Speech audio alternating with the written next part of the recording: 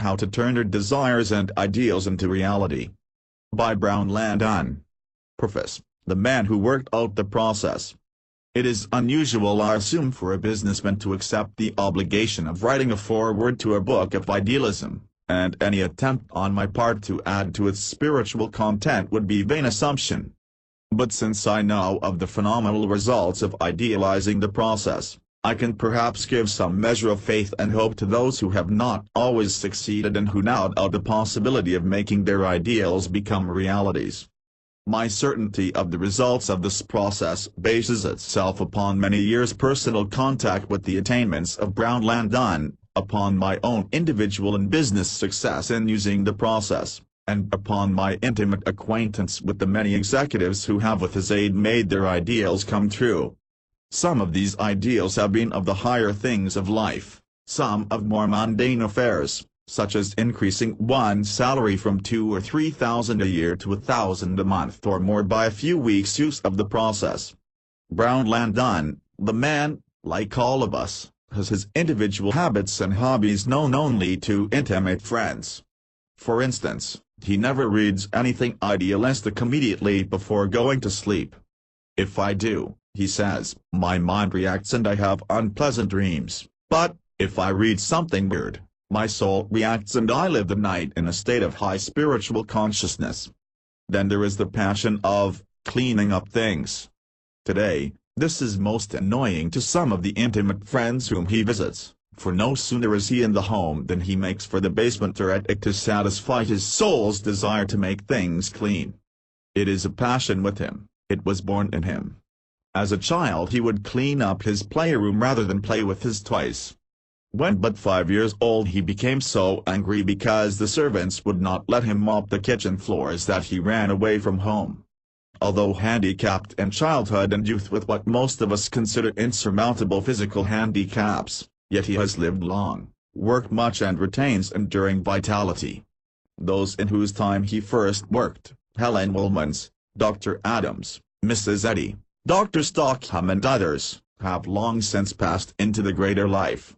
Yet, today, I know from years of association, he often works 20 hours out of 24 and finds life and the work a joy because he loves both.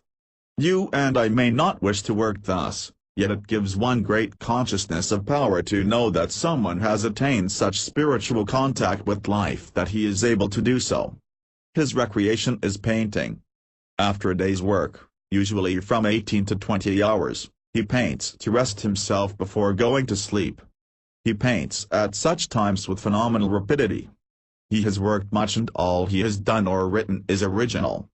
In point of fact, he has done so many original things that many find it difficult to keep track of his work. More than 20 years ago he wrote of the value of vitamins, now being accepted by the medical profession. A generation ago he proved the solar plexus to be a brain by itself, a statement then ridiculed by biologists but now accepted. 17 years ago he discovered that tone is most resonantly projected on the parabolic curve and it is just now being used by engineers to secure valuable patents. Within this decade he has formulated a new science of sociology which conservative French thinkers have called epoch-making. He was the first man to work out a new science of the arts unifying the basic principles of music, literature, painting, sculpture and architecture, to work out neural reaction, and to prove that new brain structure can be developed by conscious functioning just as Burbank proved that new plant structures can be developed. In this book one thought deserves more than passing mention. During the centuries philosophers have sought the basis of the soul's faith in the unity of all things. Clearly to present that basis of unity is now, I know, Brownland Dunn's one great life aim. He may or may not succeed in making the world conscious of this unity, but at least the attempt in the spirit of matter comes nearer making us know that the spiritual and material world are one than anything written previously. With such a consciousness of the unity of all things of spirit and of matter, the faith is strong and the way is clear to make our ideals come true. Edgar H. Felix, New York City, June, 1922. What desires can you make come true? Chapter 1. Every desire is the heart of some ideal. Your desires always come true. Your wishes seldom do, they die by consuming themselves in forever wishing wishes. A desire with a body or an ideal with a heart always becomes a reality. Every desire is the heart center of some ideal that is either revealed to consciousness and understood or hidden in the ultra-consciousness and misunderstood. The ideal is the active body of the desire. Do not expect your desire to come true unless you give it a body. Construct an ideal that gives substance to each desire. Make the ideal active, endow it with the process of attainment. Then, it will become reality. It will come true. But an idea is not an ideal. That is where your trouble often lies. Only a few, a very, very few, of your ideas ever come true. And very, very few of your thoughts and plans ever materialize if they are made up of ideas instead of ideals. An ideal always manifests itself in action and becomes a reality. Unless it does so, it is not an ideal.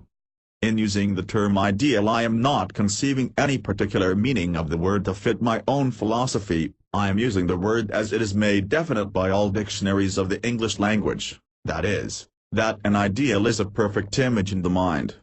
An ideal differs from an idea. An idea is an image in the mind. An ideal is a perfect image in the mind. Every idea or ideal is composite, it is made up of parts.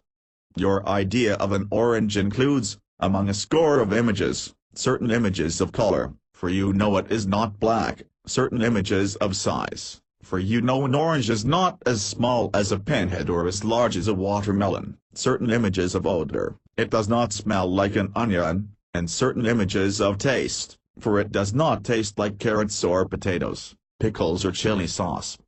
An idea is imperfect because it lacks mind images which it should include and because it includes images which should not be included.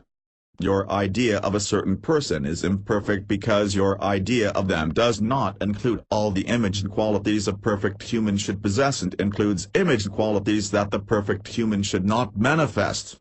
But your perfect ideal of a person includes all of those qualities that such a person should possess and none of those which they should not manifest. An idea is not perfect, it is but a partial image, and lacking that something which is essential, seldom comes true. Usually the element an idea lacks is the very element that, if the idea possessed it, would make the idea manifest as a reality. Differing from an ideal is a perfect image in the mind. It includes all of the component parts that it should include and it includes nothing that it should not include. Thus, in content and substance, it is perfect. Ideals are the substance of things that come true. Ideas are but mental skeletons, they are without heart and body, they have no desire, no ideal. Desire may be related to an idea or it may not. It is never a part of it.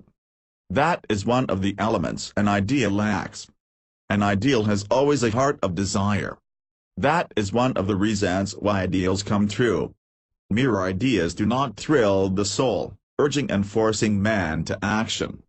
Ideals, surging with desire and impelling to action, lead man to live, serve, sacrifice and die that his ideals may be made manifest as realities. Your ideas seldom materialize. They lack desire and impulse to action. Ideals always come true. Change your ideas into ideals and they will become realities. It is easy for you to do so as soon as you know what it is the ideal lacks. Thoughts formed of ideals become realities, as surely as though they were conceived directly by God Himself. Which of your ideals can you make come true? Not one of them if they exist only as desires, for desire is but the soul's impulse to become real. But, give a desire a spiritual body, that is, embody it in an ideal, and it will always come true. For ideals are substance of things that are. Can you, yourself, make your ideals become realities? Chapter 2. Some of you are endowed with faith and some beset with doubt. Of those endowed with faith based upon spiritual knowledge, there is not one whose faith is not weakened a little by trifling doubts. Of those beset with the darkest of doubts, there is not one whose doubt is not enlightened a little by a touch of faith. When I state that ideals come true, none of you deny it or think of denying it. But, when I assure you that every ideal always comes true and that every one of your own particular ideals can be changed to a material reality, my statement contrasts so astoundingly with your past experiences of having tried faithfully to attain that which you desire, that some of you feel it cannot be true. Some of you may doubt even my common sense in making such an assertion. You who doubt that every ideal comes true, doubt sincerely. Doubt because of common sense judgments based upon your present knowledge. No matter what the cause, doubt interferes with your realization of your ideals. It dampens the fire of desire and lessens your effort to attain that which you wish because you think the effort is useless. I do not wish you to accept any statement, I wish you to know truth. Do not change from doubt to blind belief, it will do you no permanent good. Blind faith soon dies. But what are the ideas in your mind that make you doubt? First, mistaking ideas for ideals. Second, your idea of the density of matter. Third, your idea of the solidity of matter. Fourth, your idea of matter is motionless and lifeless. Fifth, your present incomplete knowledge of the process of making ideals become realities. These are the only serious causes of doubt. 5 stones in the path of faith and attainment. I shall not, in succeeding chapters, give them more attention than they deserve, but just enough to remove them. By and large, your doubt is based upon the seeming impossibility of etheric images of the mind being able easily to change, reform and recreate the substance of matter that is seemingly so dense, solid and lifeless. If you could know that matter is not so dense as it seems, not so solid as it appears, not so lifeless as it is assumed to be, if you could know these things, then doubt would be faith and faith would be divinely certain, forever lasting, and ever impelling to action. Most of your trouble, then, relates to your idea of the nature of matter, its substance and attributes. In what follows I shall not be so silly as to assert that matter does not exist, that it is a mere claim of matter, or that it is an illusion. If I should assert that matter is non-existent, you could laugh at me unjustly, for I am so conscious of the existence of matter that I find it necessary to have a house in which to live, a bed in which to sleep, clothes to wear and food to eat. If I should assert that matter is a mere claim of being matter, I would corner myself. When people owe me money, I am not content with the claim, I prefer the money itself. If I should state that matter is an illusion of the mind, you could, knowing the certainty of the law that only like perceives like, smile to yourself over the idea that nothing but an illusionary mind could conceive an illusionary world, eat illusionary vegetables, wear illusionary shirts, handle illusionary money, use and depend upon 10,000 illusionary things and live upon an illusionary earth. I hold that matter is existent and that it is very unwise and detrimental to deny its existence and attempt to live up to the denial, for instance to deny the existence of material food and try to live without it. But, I hold also that it is lack of knowledge of the true nature of matter that makes us think of it as dense, solid, motionless and lifeless. If in our greater knowledge of matter we find that it is only energy in reality, that it is not restricted energy but infinite energy, and that it is of the same substance as spirit, then our concept of matter becomes so like our concept of the substance of which ideals are made, that it is possible for us to perceive some definite connection, a real relation, perhaps a similarity, perhaps even a coexistence, of the substance of every ideal and the substance of every material reality. With such knowledge, found in next succeeding chapters, our faith that ideals come true, because they are of the same substance as matter, can be and is justified.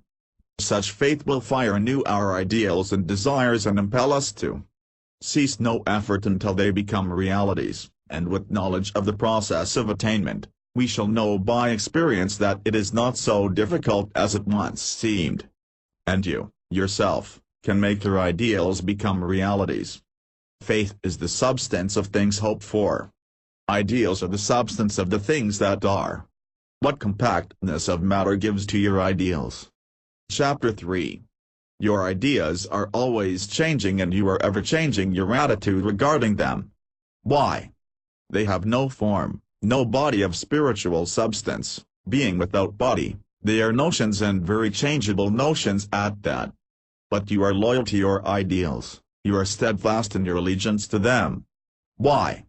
Because there is something fixed and real about them. They are made of spiritual substance, they are the actual bodies of your desires, of your highest ideals. You say that they are fixed as the stars, by which you mean that they are made of substance that is eternal.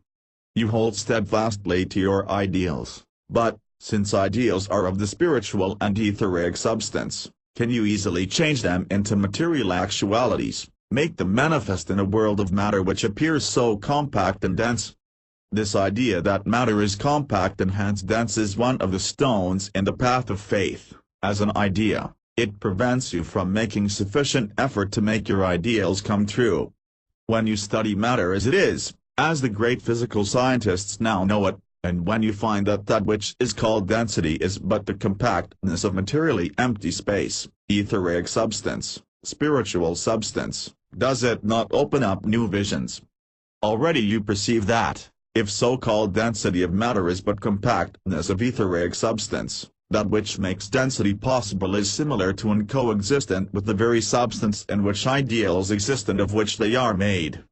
All of which suggests that that which appears to us as density is of aid in giving substance to ideals, in giving them bodies so that they can come true. What is density of matter? If matter is dense, it must be compact, for the idea of density depends upon the idea of compactness. Is matter a compact substance? Read carefully and think, for this, to you, is vital. It means either that you can and will make your ideals come true or that you will slip through life forever wishing that you might have done so. Matter, we say, employing terms in general use, is made up of masses of minute particles, each particle of millions of molecules, each molecule of atoms, and each atom of from hundreds of thousands to millions of electrons. There is but one form of structure and the universe. The universe is the universe, the creation of one law. The moon is 2,000 miles in diameter, but it is 240,000 miles away from the earth, 2 units of matter, 240 units of etheric space. Our earth is 8,000 miles in diameter, but it is 93,000 miles from the sun, 8 units of matter, 93,000 units of etheric space. The sun's diameter is less than 1 million miles, but its nearest star neighbor is more than 25,000 million miles away, 1 unit of matter, 25,000 units of etheric space. The materially empty etheric space, distance between any two heavenly bodies is infinitely greater than the size of either. Thus it is throughout the universe. Thus it is throughout matter. The material emptiness of the universe is a true indication of the so-called density of matter. What is the density of the molecule? A molecule is composed of atoms infinitely smaller than itself. Its atoms, however, are not close together. It is no more compact nor dense than the space of the heavens. What is a molecule? Image the sun, image the earth, Mars, Mercury, the other planets and their moons, all whirling and circling around the sun's center to form our solar system. The system is a gigantic sphere. Of what? Of nothing but etheric space. There is no shell to the sphere, it is just ether, conceived as a globe, within which whirl a few comparatively small specks of dust, the earth and the sun, for instance. Look up in the air above you. Imagine the outline of a toy balloon without any material except a few specks of invisible dust in the space you image as a globe. That is the density of the universe. It is also as dense as the molecule that is merely an etheric globular space in which atoms, far, far apart, whirl around an etheric center. Is not the density of matter already evaporating so that in it you see no hindrance to making your ideals into realities? If not the molecule, is the atom dense? The atom, like the molecule, has no shell or body. It is merely a spherical system of ether space in which electrons whirl around an etheric center. So far nothing but infinite space and infinite energy in space.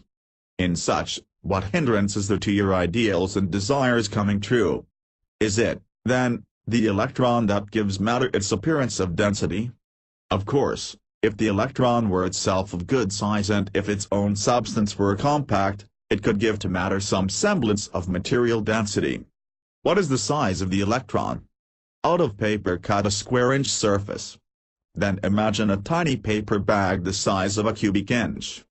If this cubic inch box were filled with any one of several different gases, the space would contain approximately 441,000,000,000,000,000,000,000,000 molecules. They are very far apart, hence there is plenty of room in this cubic inch for a million times the number already given.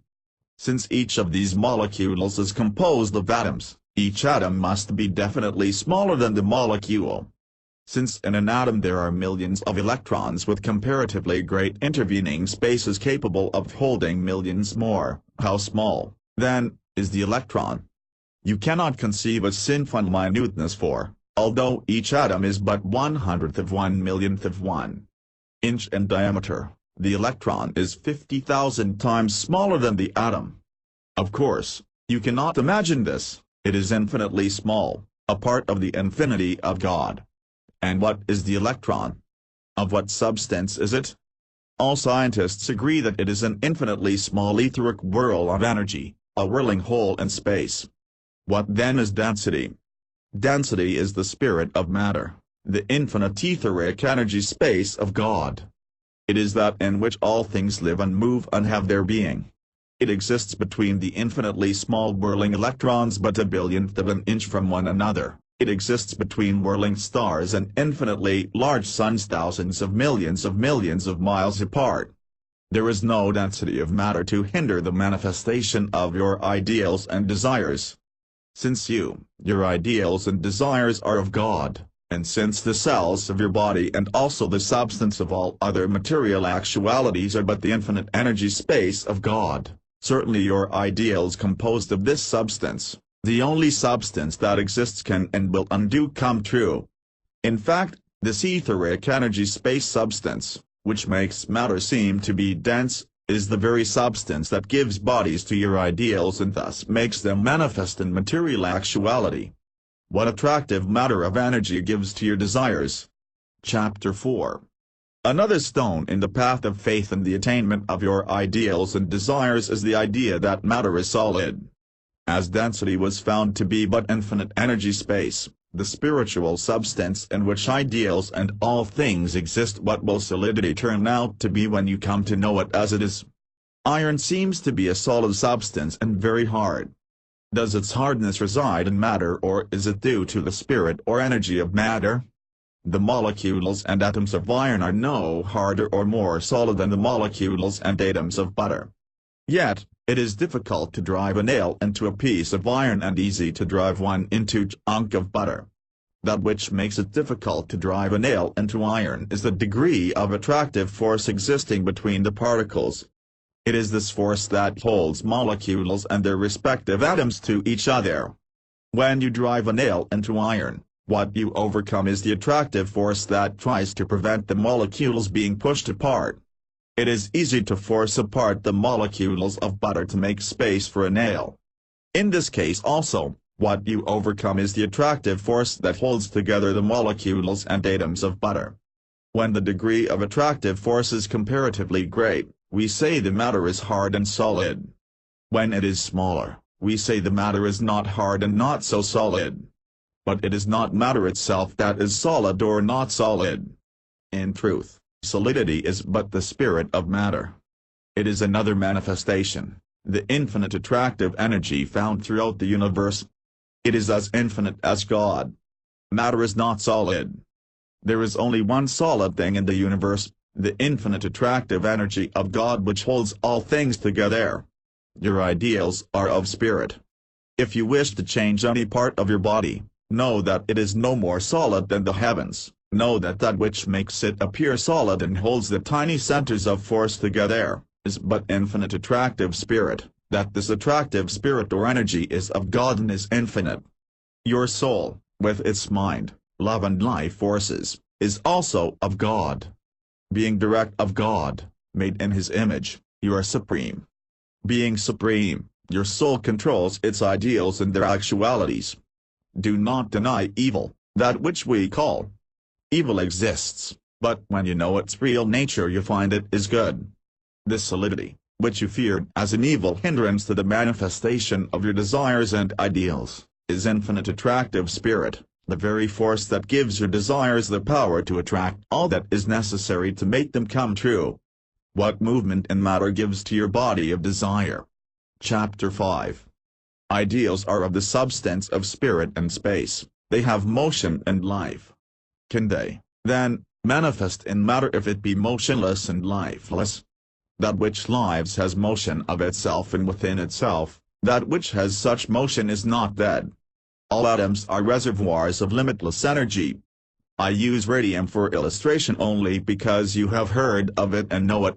A grain of radium is a very small particle, it is less than 1/400th of one little ounce of matter. Yet, during every single second of time, a grain of radium gives off 2,000 impulses of energy. Is this energy of the spirit? If it is of the spirit, it is enduring. Man's body sustained by the energy of the soul may last 100 years. How long does atomic energy last? After 1/400th part of an ounce of radium has given off 2,000 impulses of energy every second of every hour of every day for 1,700 years, it has used up but part of its energy and has enough left to continue the process at the same rate for 1,700 years more, and then, at a slower rate to continue forever. Spirit energy has power, has atomic energy power. If we knew how to free at one time all the energy of but 1 ounce of radium, its freed energy could toss all the navies of the world from the mid-Atlantic to the Mississippi Valley. What infinite energy there is in every atom of so-called matter. This energy is not of dead matter, it is the infinite energy of God in every atom. All so-called matter is alive. It is alive with energy. It is God in manifestation. And, it moves. It moves within itself. An airplane flying 660 miles an hour would make us gasp. The Earth whirls around the Sun with incredible speed, 66,000 miles an hour. But a freed electron whizzes through space at the rate of 660 million miles an hour. And such an electron can change its position 40 million times while you are saying "oh any." Every cell of your body is composed of billions of electrons pulsating and throbbing with energy and life. Every material of your body, brain, muscle, heart, and bones, is composed of billions of cells, how many only the Creator knows. And every one of these cells is a gigantic and colossal universe of atoms of titanic force and electrons of infinite energy. Their energy waits for your soul to use it. Whatever part of your body you wish to change, can be changed, for matter is neither dense, nor solid, nor motionless, nor lifeless. The same electrons, these same whirling centers of infinite energy, compose every form of matter, wood, and all things made of wood, iron, and all things of iron, brass and gold, materials of all kinds, everything you can see and touch and all other things. The substance of all things, ideals and realities, is ever the same. All are of God. Ideals can come true, all things can be changed, for the density of matter is but infinite energy space, the substance of all things, the solidity of matter is but the infinite attractive force of God, and matter has motion and life moving at a tremendous rate responsive to the supreme energies of the soul, mind, love and life. Can anyone, now knowing that the particles of seemingly motionless matter can move at a rate of 660 million miles an hour and can change position 40 million times in a second, doubt that it is this infinite energy of God in all things that gives to ideals the possibility of manifesting as material actualities? Matter so throbbing with energy and movement cannot hinder your ideals coming true, but your idea of matter is dense, solid and motionless can hinder them by deadening your desire and lessening your effort. Change your idea of matter to a true ideal of matter. For desires embodied in ideals in bodies of etheric substance possessing infinite energy, always come true. You cannot prevent them more than you can stop the whizzing of electrons or the whirling of stars. the only three activities necessary. Chapter 6. First, there is the ideal of something desired. Second, the process that leads to attaining it. And third, the act of making the reality yours. These are the three basic activities of attaining that which you desire. They are the only ones which have been and can be successfully used in attaining any quality or degree of development within yourself or in obtaining anything, condition or position in society or the world about you. These three activities are simply stated because they are true, not because I write them. Basic truths are always simple, and, if not enveloped in a mass of superfluous words or intertwined with a web of entangled thoughts, they are always easily understood. When simply stated and easily understood, it is easy to apply them.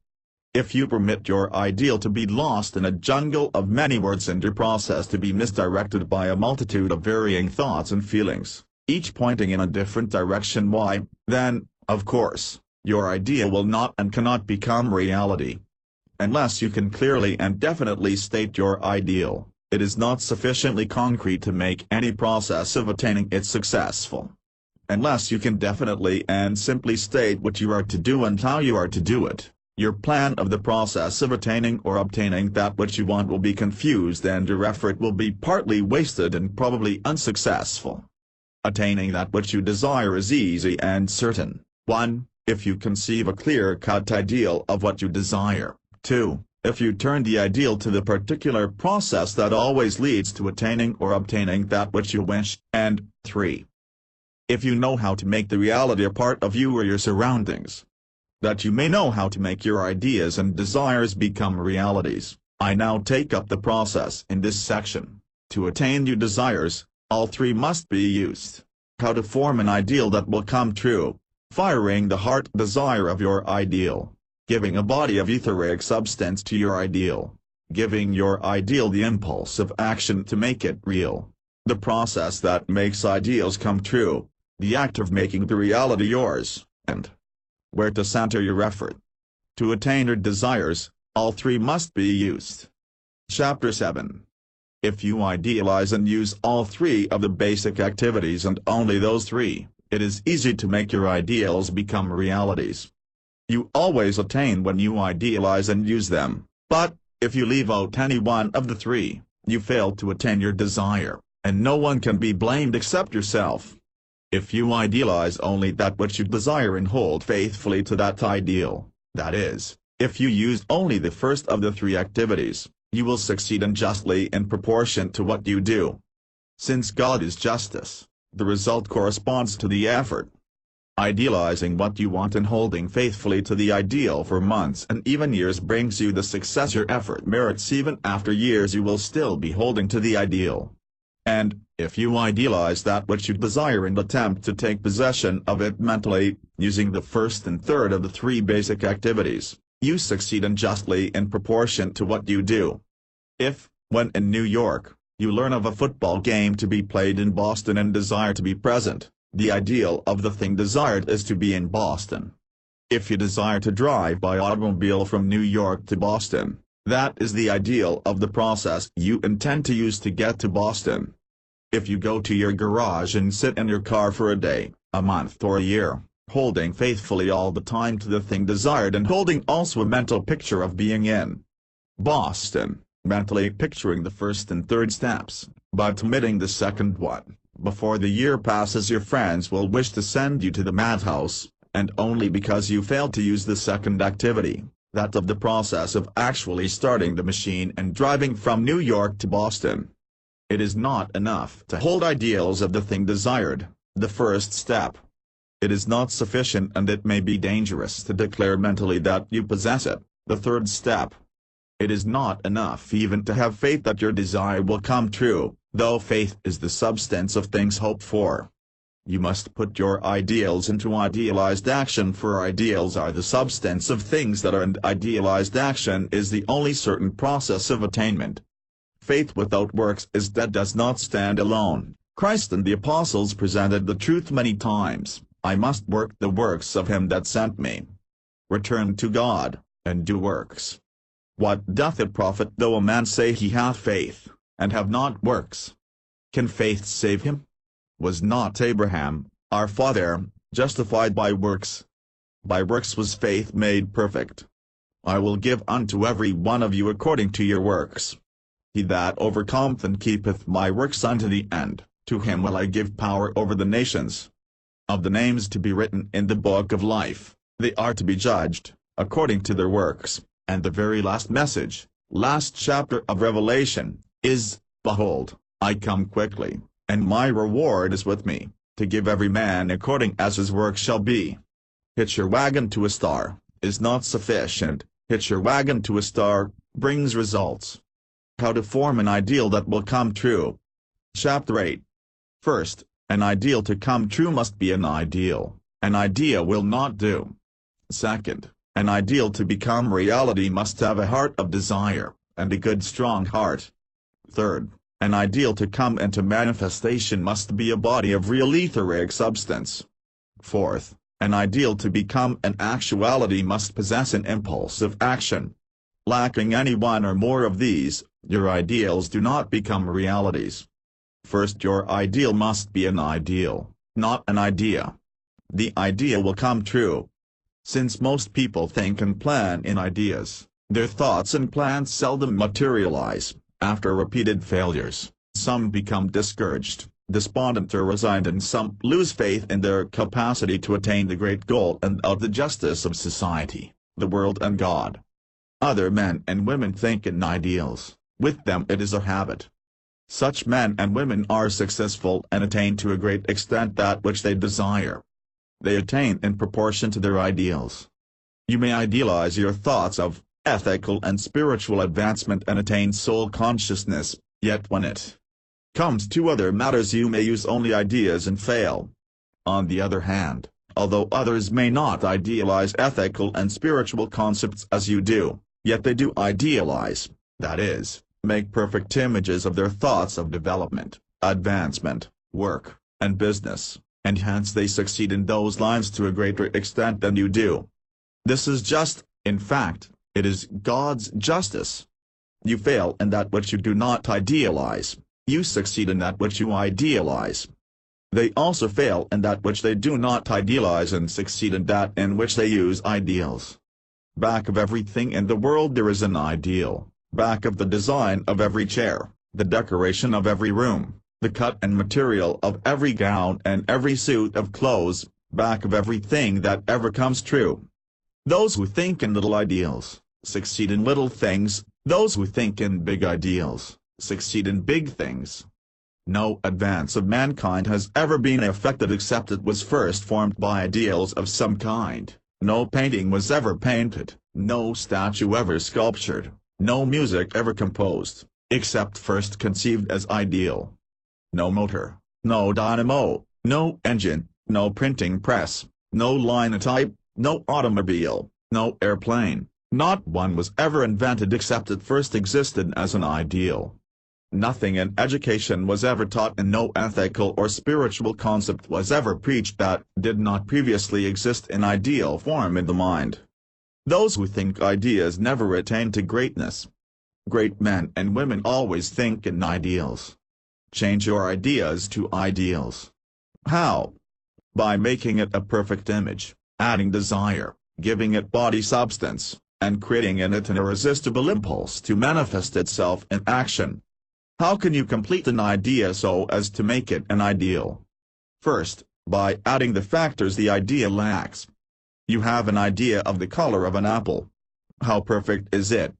Take paints and try to paint a picture of an apple and you will discover that there are scores of tints and blends of colors that your idea does not contain. You have an idea of the profile of the face of someone you love. Take a pencil and try to draw that profile. You have an idea of the shape and form of the legs of your table. Close your eyes, run your fingers over one of the legs, feel every indentation, every part that projects, the number of rings around the legs. Scores of new factors are added to your idea. How can you be certain that you have added everything the perfect image ought to contain and left out everything the image should not contain?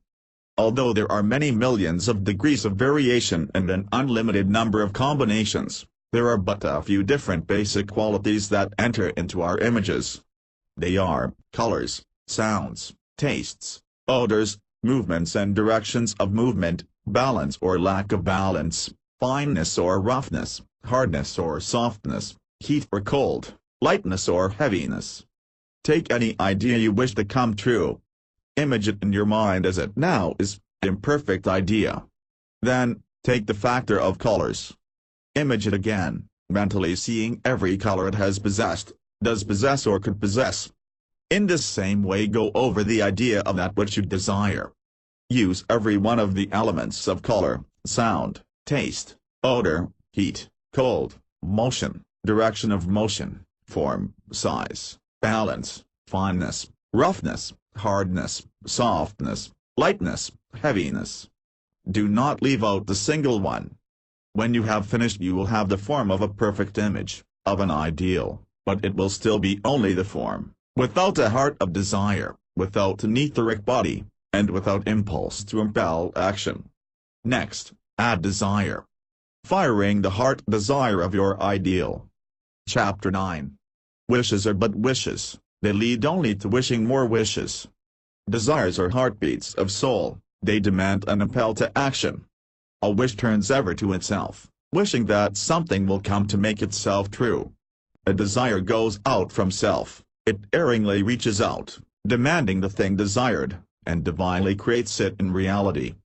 Put the following truths together. Desire is the heart of your ideal. In this heart are the fires of attainment. Sometimes they die down and are dim, sometimes they burn brightly and glow with hope and set fire to action. Unless they thus burn with the light of hope and the fire of action, your idea will not come true.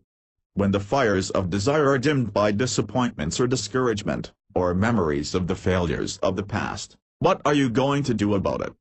Feed the fires with your feelings and emotions. Your thoughts will not do, they are but damp wood and wet sand. Desires are of the heart, they cannot be made to burn brightly by adding ideas and thoughts of the mind. Is it a thing, a material thing, you have desired and for which desire burns low because of past failures to attain it?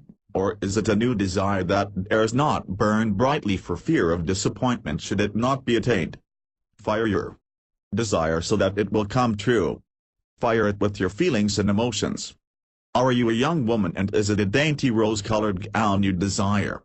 Image the color of it and feel the joy of gowning yourself in that color. Feel the pleasure it would give you to look at yourself in that color. Think of its color again, the color of roses. Imagine that you have perfumed the gown with just a touch of essence of roses. Feel the joy of smelling the sweet odor of roses. Feel the joy of smelling the perfume with which your dress is scented. Think of the feel of the material, how soft and delicate. Feel the joy you feel in feeling it. Think of the lightness of the dress. Feel the joy you experience in handling light and dainty and fluffy things. Feel the joy you would feel in putting on that dress and in waiting for your sweetheart to call. Feel the joy you would feel as he admired it and complimented you upon it. Feel the joy you would feel dressed in that gown, when with a group of people. Is not your desire fired and burning with impulse to act? Will you not do something to get that dress, and, idealizing your doing, you will do it in the right way and get it in the right way? Are you a young man desiring a new suit of clothes? Fire your desire with your feelings. Image the suit you wish its color, cut, form, material, and fit to you. Feel how happy you would feel dressed in that suit calling on the girl you love. Feel how proud you would feel if you could wear it when going home to see mother. Feel how satisfied you would feel walking into the office dressed in that suit. Feel all your good feelings, felt under all other conditions, in relation to that suit. Is not your desire fired to the point where you will do something to get it and, idealizing your doing, you will do the right thing and get it in the right way? Is it a position you desire? Feel the joy the income of that position would give you. Feel the pleasures you can obtain with that income. Feel the joy of the opportunities the income would give. Feel the true pride of advancement. Feel the joy of knowing you have attained the position and made good. Feel the joy of generously helping others when in that position. Feel what that position would mean to you among your fellows. Feel what it would mean to you among businessmen. Feel all these feelings, feeding your desires with your feelings instead of with wishes and thoughts, and you will do something to attain that which you desire. Think of wishes and you will live in nervous wreck and die in the mental madhouse of unfulfilled mental desires. Feed the desires of your ideals with your own feelings and emotions, and the higher the feelings and emotions, the stronger the fire, and your desires will turn to action that cannot be prevented. And since your desires are hearts of ideals, that which you do will be right. Giving a body of etheric substance to your ideal. Chapter 10. The next step is to create a body for your ideal, a body of real etheric substance. Image the ideal of the thing you want. Does the thing itself seem so compact and dense that you cannot reform and recreate it to accord with your ideal? Its form can be changed, but only if you give a body to your ideal. First, give form to the substance of the ideal. Turn back and read again my third chapter. Then, re-idealize your image of the thing desired as made of infinite energy space. By doing this you actually group the spiritual substance into form. This is a first step in creating the body of your ideal. Second, give the body attractive power. Read again the fourth chapter of this book. Then, re-image your ideal of the thing you want. Realize that whatever the substance of the thing desired, that which makes its actuality possible is infinite attractive energy, that it is this same energy that holds all the particles of your ideal together and draws to it all the factors necessary for manifestation. By thus imaging your ideal you give it solidity. The particles of the spiritual substance becomes fixed so that the idea will persist, so that it will not change, as an idea changes, or evaporate in vain imagings. By this process you also give it power to attract and draw to it all those conditions, qualities, thoughts, feelings and attitudes necessary to make it real, necessary to make its actuality possible. Third, create the body of self-active substance. Turn back and read the fifth chapter. Realize that everything you wish to change is an infinite motion, thrilling with life. That even the piece of copper wire that leads to your electric light is composed of whirling centers of space, infinitely small, capable of moving 660 million miles an hour and able to change their positions 40 million times a second. By this process you rid your soul of any idea that any so-called material thing can oppose the manifestation of your ideal. And you give to the ideal, to its body substance, the same quality of infinitely rapid power of movement, power of action, power to make itself come true. Image the body of your ideal composed of spirit substance, vibrating at this tremendous rate, exerting enormous power, and you give it additional power to make itself into an actuality. To this point in the process, what is your ideal? First, a perfect image, including only those elements it should possess and none that it should not possess. Second, an ideal with a heart of desire, fired to action by all your feelings and soul desires. 1. Increased by imaging the beauty and utility of the ideal and the pleasures it will give you, and 2. Augmented by every conceivable element of desire you can awaken by imaging everything composing its image, color, sound, etc.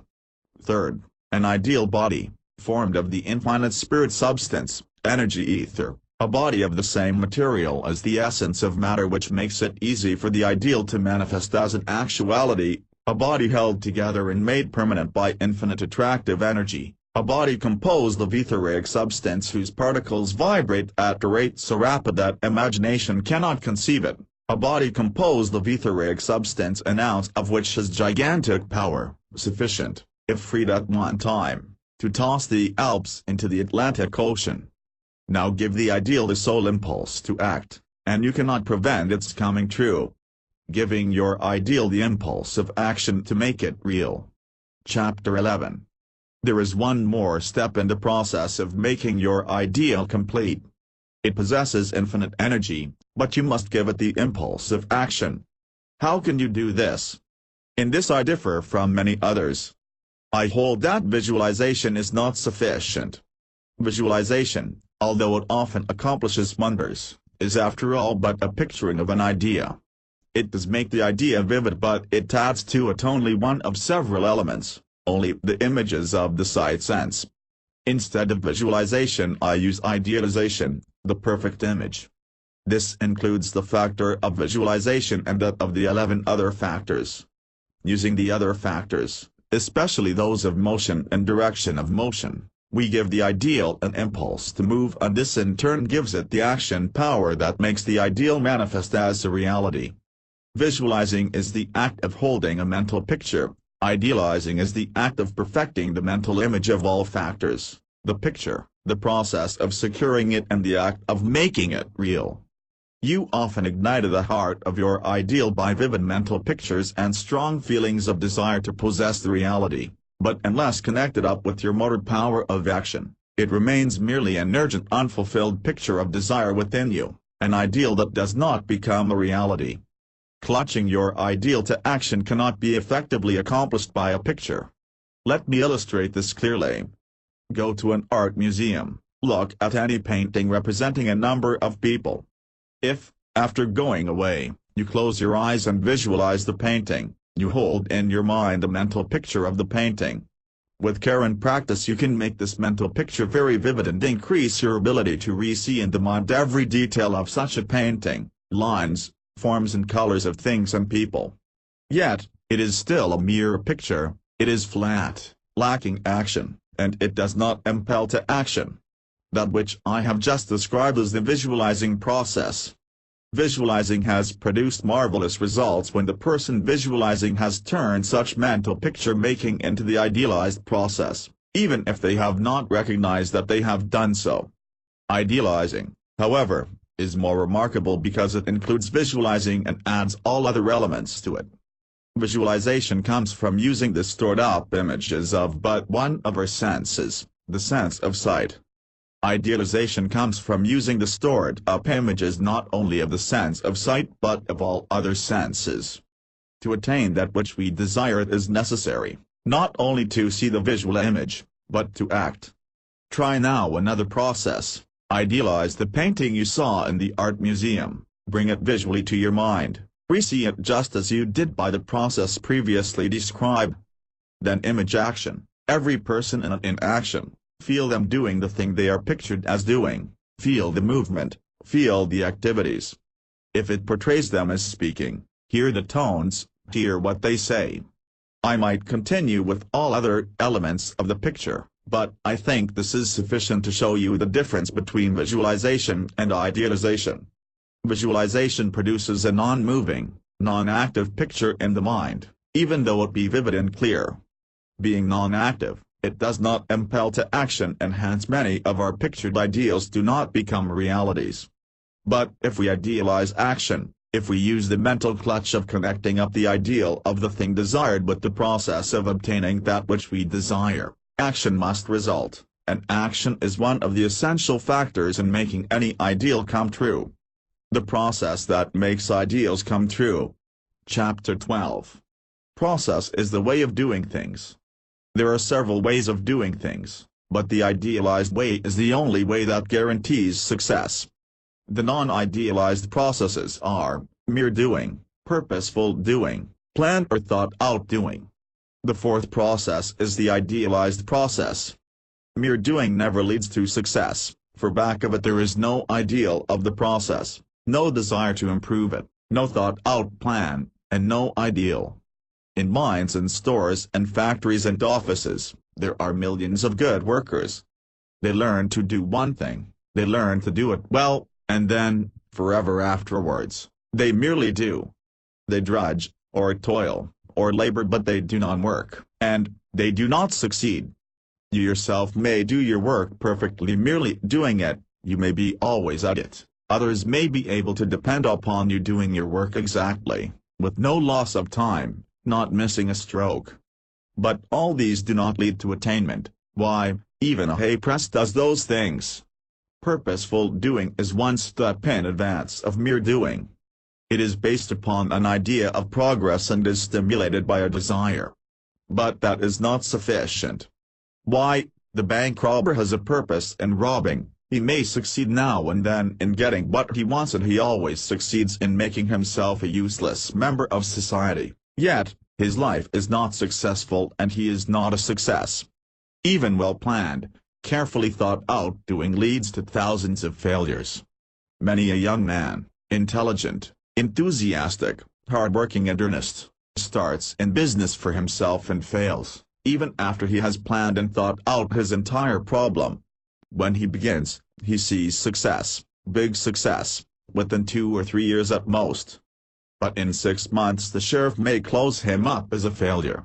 Even planned doing, based upon ideas, desires and thought-out processes, fails unless the process is idealized. It is only an idealized aim, process and attitude that always win. Some time ago an additional main subway was opened in New York City. It necessitated a new routing of passengers. More than 7 million people had to learn to travel by new routes. 4 days before its opening the papers were full of the new system and how to get from one point to another. At least 9 out of every 10 of the millions of adults in New York must have read the directions previous to the opening, although probably not 1 in 100,000, when they read the directions over and over again, idealize the new route, nor idealize themselves going about the city or to and from work on it. The result of not idealizing the process on the day of the opening, intelligent men and women crowded and jammed each other, went where they did not wish to go, even got lost, though many of them had known New York all their lives. The confusion and jamming of the mob at 2 transfer stations were so great that scores of women fainted, and many were seriously hurt. More than 1 million people lost their heads, more than 1 million were confused for weeks. It was necessary to close the Crosstown subway for a month to prevent accidents, actually to prevent people killing themselves and each other, because of their confused mob action. And all of this confusion, trouble, injury and delay could have been prevented if each of the 7 million people who used the subways had spent but 5 minutes previous to its opening in idealizing the process of traveling on it. How I idealized the process in this case: I took a description of the routes from the newspaper, read it carefully. Then I quietly visualized the new routes. Next, I idealized action, idealized myself using the new route from my home to my office, picturing myself on the cars, changing where the description said changes must be made, idealizing every bit of the journey to my office door. Next I idealized one trip after another to other parts of the city, until I had myself mentally used every new and old route. After this, it was impossible to be confused, impossible to make a mistake in using the subway. Millions of others thought of the new routes, but certainly very few consciously idealized themselves traveling on them. Yet every individual in New York could have done it in 5 minutes if they had only been in the habit of idealizing the process of doing things. Others had ideas of the new route, of where they wanted to go, and of how to get there. I turned my ideas into ideals. Idealizing the process of doing the thing included more than the re-seeing of the mental picture of the new route. I did more than visualize it. I put into it an element of action. I kept my clutch in so that the picture became movement. That is always essential in attaining that which you desire. The act of making the reality yours. Chapter 13. This last activity, the act of making the reality yours, comprises 3 steps: idealizing your attitude, unifying the substance of the ideal with the substance of the real, and making the actual thing a part of your possessions, or placing yourself in the actual conditions that you have idealized and desired. Your attitude relates to yourself, to others, to conditions, and to the world in general. Begin with yourself. Consciously or not, you do take some kind of an attitude toward yourself. You may think yourself a worm or a god. You are free to take any attitude toward yourself you desire to take, but there is only one attitude that leads to success, and it is the idealized attitude. Incomplete thinking and ideas makes you see yourself as a child of sin, suffering, sorrow, weakness, mistake and failure. Think of yourself as you are, a son of God, idealizing the end you desire, the process by which you attain, and the attitude you hold toward yourself, others, conditions, and the universe itself. Then, idealize your attitude toward others, that which ye seek ye shall find. If you think that all men are trying to crush you, you will be crushed, first, because your attitude closes your eyes to the opportunities offered you, and second, because such an attitude discovers and draws to you those who do not help you. If you idealize others as willing to help you, you draw to you men and women who will do the square thing by you and help you. In them you will find help and a just reward. This idealized attitude does not make you a trusting simpleton, for the idealized attitude also idealizes wisdom in knowing others. The idealized attitude changes all the conditions of life. In business, it leads us to expect good results, and, expecting good results, we plan better. When we plan better, that is, in a more idealized way, we get better results. Idealize the world in general. The universe must be good. If it were not good it would go to pieces overnight, for evil disrupts and destroys. Good attracts and unites and holds together. You cannot idealize your business, your profession and your work without conducting the whole affair as an idealized service that inevitably will force your ideals to come true. You may idealize the thing desired. Idealize the process of attaining it and carry out the process in action, and, yet, by your attitude keep the reality from becoming yours.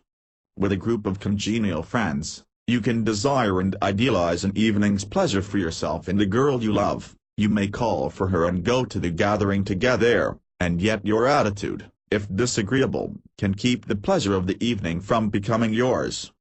First, then, give attention to your attitude. Second, unify the substance of your ideal with the substance of the thing or condition desired. The substance of your ideal is yours. It is of your mind. The substance of the reality may not yet be yours. To make it yours, you must make the body of your ideal coincide with the body or actuality of that which you desire. Reread the chapters on how to form an ideal that will come true, firing the heart desire of your ideal, giving a body of etheric substance to your ideal, and giving your ideal the impulse of action to make it real. Then, re-image your ideal in accord with those four qualities: its form, its desire, its substance, its impulse to action. Next, reread the 3 chapters of The Spirit of Matter, your ideals and what compactness of matter gives to them, your desires and what attractive energy gives to them, what movement in matter gives to the body of your desire. Do not neglect to reread these. You remember much, but not all the things. Reread them, recognizing that the material density of the thing you desire is an etheric substance coinciding in nature with the substance of your ideal, that the material solidity of the thing you desire is infinite attractive energy which coincides in nature with the holding together energy of your ideal, and that the energy of the material thing desired is etheric force, exactly the same force as exists in your ideal.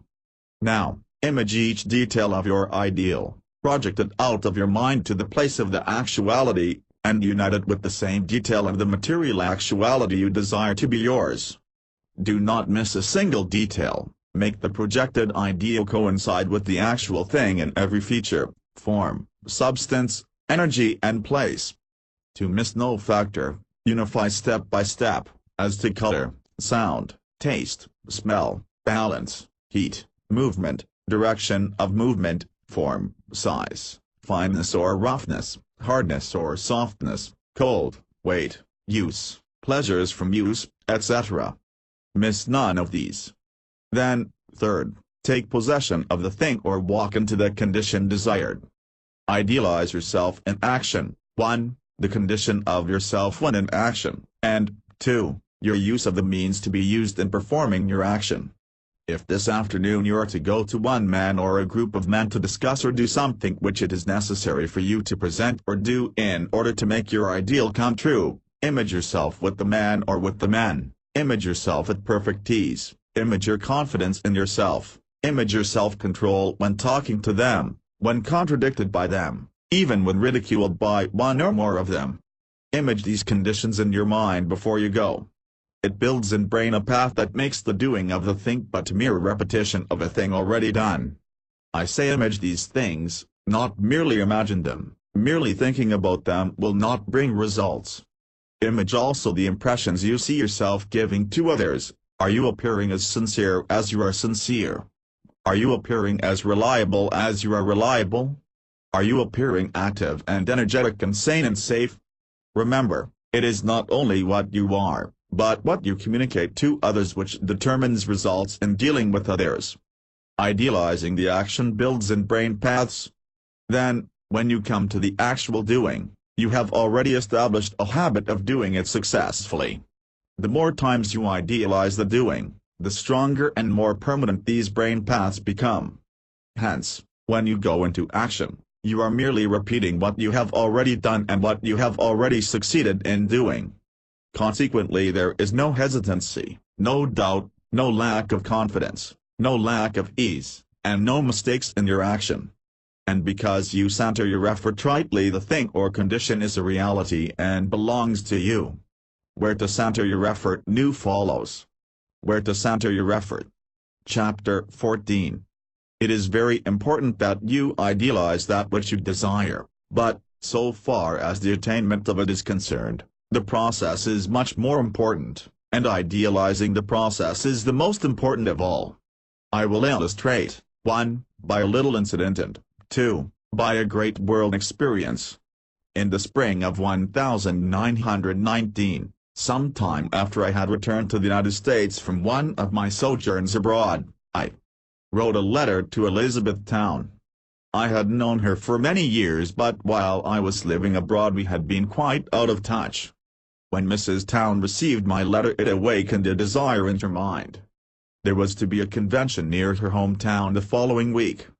She wished me to speak at that convention. To have me speak at the convention was her ideal of the thing desired. Did she stop with the ideal of the thing desired? Not at all. She began idealizing the process of getting me there. She pressed the bell button immediately, in came a stenographer, and a letter was sent telling me how I could come and return, giving information of that range, how, by traveling at night, the trip would take the least possible time. At intervals during that day and next she went on idealizing the process of arranging for me while there, where I should stay, when I should speak, how many times I should speak, etc., etc. She gave 10 seconds to recognizing the ideal of the thing desired and an hour or more idealizing the process, 10 seconds to the former, 3,600 seconds to the latter. That's about the right proportion. Think this over. It applies to everything in life. Give about 1,000 times more time and effort to idealizing and working out the process than you give to idealizing the thing you desire, and your idea will come true. Turn from this very simple incident to consider the value of idealizing the process in attaining great things, any very great thing, and such a matter as a world war. The Great World War was a great spiritual test of the race. When the Germans in 1914 were at the Marne, the ideal of the thing desired was, the German army must be stopped. This was not a mere idea, it was a life and death ideal of the peoples of the Allied countries. Great leaders recognized this. When news that the German army was being forced back was ticked off in the London War Office, Lord Kitchener said, "God must have done it," and Lord Roberts replied, "It means the nations have been praying." The following year, during another crisis, Lloyd George exclaimed, "The war will be lost unless all England gets down on her knees in prayer," and in 1918 the Great Foch found daily communion necessary. This was the emphasis of the ideal. But the process was not neglected. Even he, who daily spent an hour in prayer and daily went to Holy Communion, knew that God helps only those who know enough to help themselves. Our one national war ideal was, when. Having once recognized this, did we waste time harping upon it? No. As we succeeded because we centered most of our efforts upon the processes necessary to win the war. When it was necessary to save food, we saved it. We went without this or that, without meat on meatless days, without wheat on wheatless days. But we did more than accept the process, we idealized it. We made it a matter of patriotism, a religion of brotherly help to our allies who needed food. When we needed money, did we continue harping on the ideal? Not at all. We idealized the process of furnishing the means to equip and feed our boys. We idealized the process to such an extent that he who did not buy all he can afford and a little more, felt wrong inside. When more ships were needed, college boys and highly paid businessmen did manual work in the shipyards, and when more munitions were needed, women whose white hands had never before known the grease of factory machines, worked long hours because the process was idealized.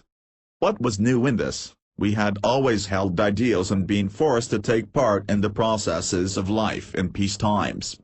The new thing, the thing that brought phenomenal results, was the idealization of the process. No work was drudgery, it was an idealized part of the efforts of a great human brotherhood. Suppose we had neglected the process. Suppose we had made no munitions, built no ships, sold no bonds, sent no men overseas, would such procedure have helped to win the war? Such a process would have been ridiculous. Yet, in other matters, we attempt to make our ideals and desires come true by holding persistently day after day and month after month to the ideal of the thing desired, giving little or no attention to idealizing the process and putting it into operation. If you want to win, if you really wish that which you desire, if you truly desire to make your ideals come true, to turn them into realities, first form your ideal of the thing desired, but give your great effort to idealizing the process and putting it into action. That brings you the reality. Idealized things make fortunes. Chapter 15. In whatever you are doing and in whatever you hope to do and attain, it is necessary to deal with three factors: things, words and people. In fact, when you come to think of it, there is nothing else with which you can deal. Consequently, idealizing the process of attaining what you want includes idealizing the things with which you work or the things you are to handle, and often great fortunes are made from idealizing little things and great failures result from non-idealization of things, big or little. Here are the experiences of two men illustrating the point.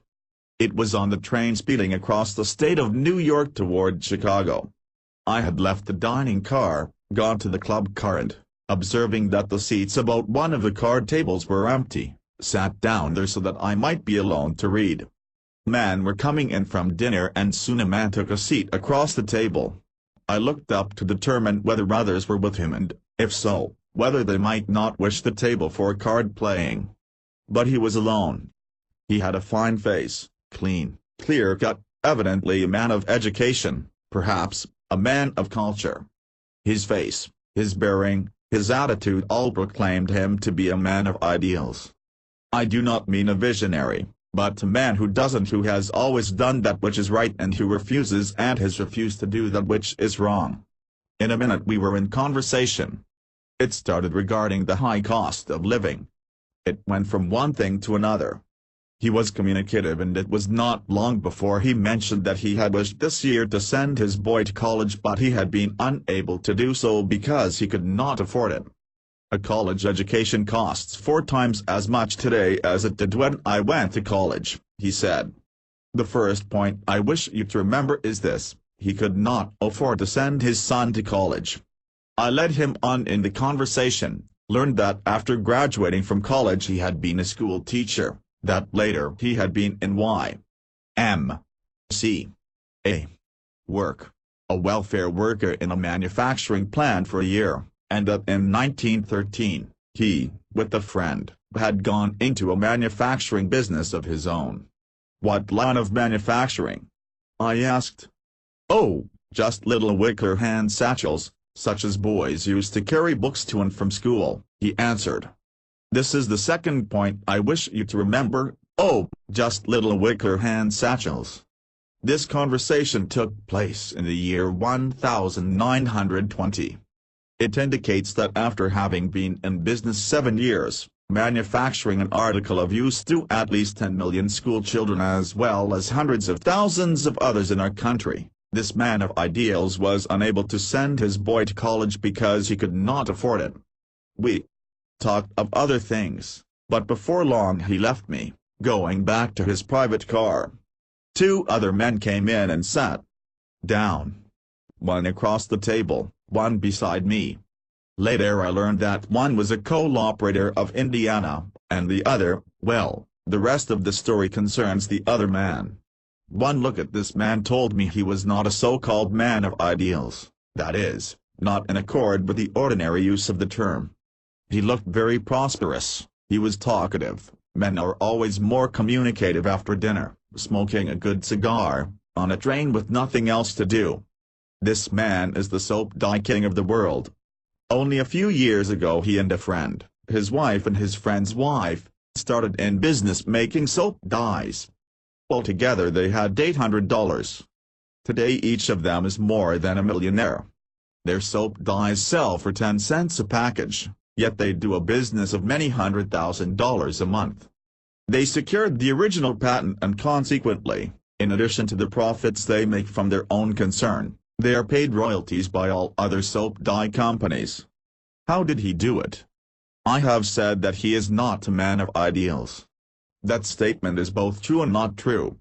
He is not a man of ideals of the Pharisee kind, but he is a man who idealizes the thing with which he works. To him the soap dye is one of the great inventions of the age. His face glowed as he told about it, his eyes shone. Think what it means, he said, for every woman in the land, in fact, all over the world, for now we're selling soap dyes to Europe, Australia, India and Japan, to be able in 2 minutes to change the color of her shirt waist, of a piece of lace, or any light trimming merely by dipping it in our dye, without any boiling, and without staining her hands. From the very beginning he had idealized the thing he produced. He had idealized the soap in order to select the best for the purpose. He had idealized the dye so as to produce the most useful dye, the most easily and quickly used dye, a dye needing no boiling, a dye that does not stain the hands of those using it. He had idealized the chemicals used in the process of making the dye, and, as he talked of how he had built up the business, I saw that he had even idealized the kind of chemical expert he wanted and had then searched the United States until he found the man that fitted his ideal. He had idealized justice and had secured patent rights for himself and those who had worked for him. His process of idealizing the thing, the soap dye, did not stop when he had put a good product on the market and when that product had earned him millions of dollars. He told me how that very afternoon he had spent 3 hours with Japanese girls in New York to prove his soap dyes would not stain the hands of the Japanese woman. He had done this because reports had come from Japan that the dyes did stain the hands of Japanese girls. He began his work by idealizing the thing he intended to manufacture. He had idealized the thing every day since he first conceived it, and he is still idealizing that same thing. Is it any wonder that his face glows, that his eyes shine, that his tone is enthusiastic and that he is making millions? He is not a so-called man of ideals, but he puts idealizing into action. He idealizes everything, even common labor. He was actually happy telling me that he and his wife made the first dyes in their own home in stew pots and dishpans and that, while he was making the boxes in which to ship the dyes, his wife was out peddling them. He has idealized the service the dyes render to millions of women and the just rewards to himself. Consequently, he is successful.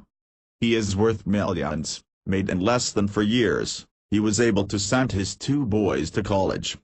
There are Pharisees today as there were in Christ's time. What value are your ideals unless you use them? The great master has said that unless we use the talents we have, even that which we have shall be taken away. It is not holding ideals that makes desires come true. It is using ideals. The first step is to idealize the thing with which you are working. $1 billion by idealizing the movement of things. Chapter 16. Everyone wants abundance, abundance of all things.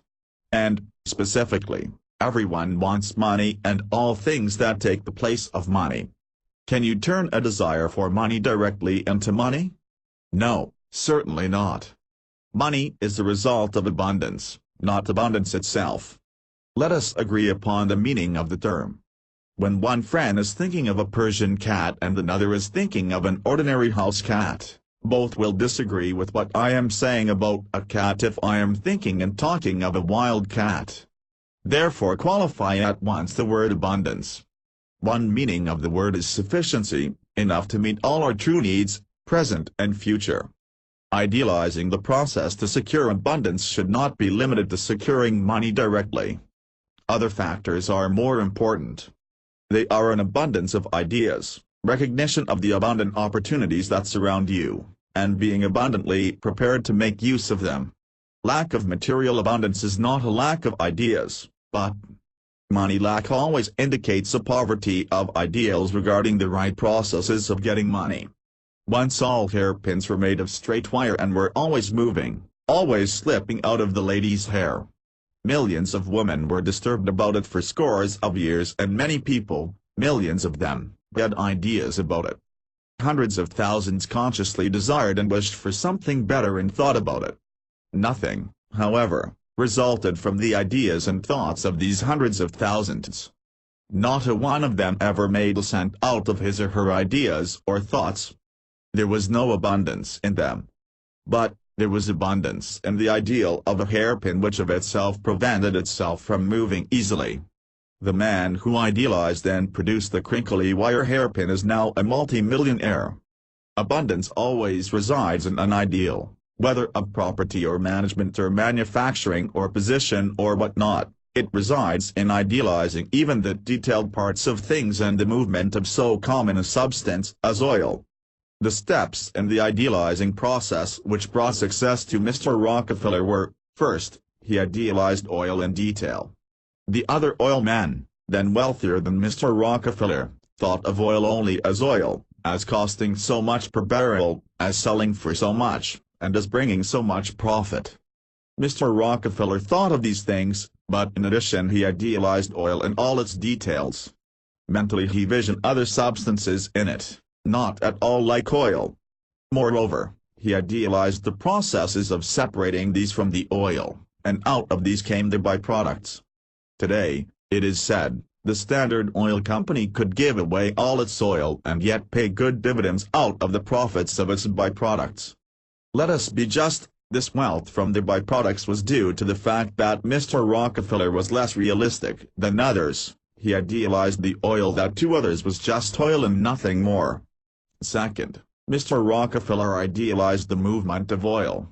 Other oilmen thought of transporting oil just as barrels of flour and barrels of sugar are transported. But Mr. Rockefeller idealized it in motion. He saw it flowing and idealized it flowing in pipes. Hence the pipeline system, the second great source of Standard Oil profits and supremacy. Again, let us be just, God and his laws rule. Mr. Rockefeller won phenomenal financial success because he idealized, more than did his competitors, the detailed parts of the thing and its movement. On the other hand, Mr. Rockefeller did not idealize his relation to the rest of society. He thought of himself as a man standing alone. For 40 years he was silent, unwilling that anyone within his companies should give any statement regarding their policies or methods to the public. He failed to idealize the truth that men are bound together in a social structure and consequently, separating himself from others, he failed to win the trust and goodwill of mankind. Ideas, thoughts composed of ideas, and plans made up of such thoughts seldom become realities. But once the smallest or the largest thing is idealized, the soul, which conceives the ideal, cannot rest until the ideal has become an actuality. If you would have your desires for abundance fulfilled, idealize them in the process of obtaining them, and abundance cannot be kept from you. Building up a successful business. Chapter 17. In business you fail in some things and succeed in others. You are often failing and succeeding at the same time, failing to make one part of your business successful and succeeding in making another part increase in pay. The failures are due to the ideas held, the successes, to the ideals. If you idealize the entire process of your business, you will not only avoid failures and partial failures, but will think of possibilities never thought of before, the very ones that will lead you to succeed. To illustrate, I shall use a simple case, one of the simplest that ever came to me, yet one of the most interesting, and one, the success of which, gave me as much joy as the success of many so-called big affairs. In this instance there was a woman in the case, and it's her story I shall tell. The woman, a widow with 4 children, she then lived in a suburb of Chicago. Her husband had died 3 months before. She was left as proprietor of a small grocery and delicatessen store. The conditions, as the husband had been ill 3 months before his death, savings had been used in doctor bills, hospital bills and funeral expenses. Though the store was a little affair, it had had a good business in this section of the wealthy suburb so long as it had been the only store there.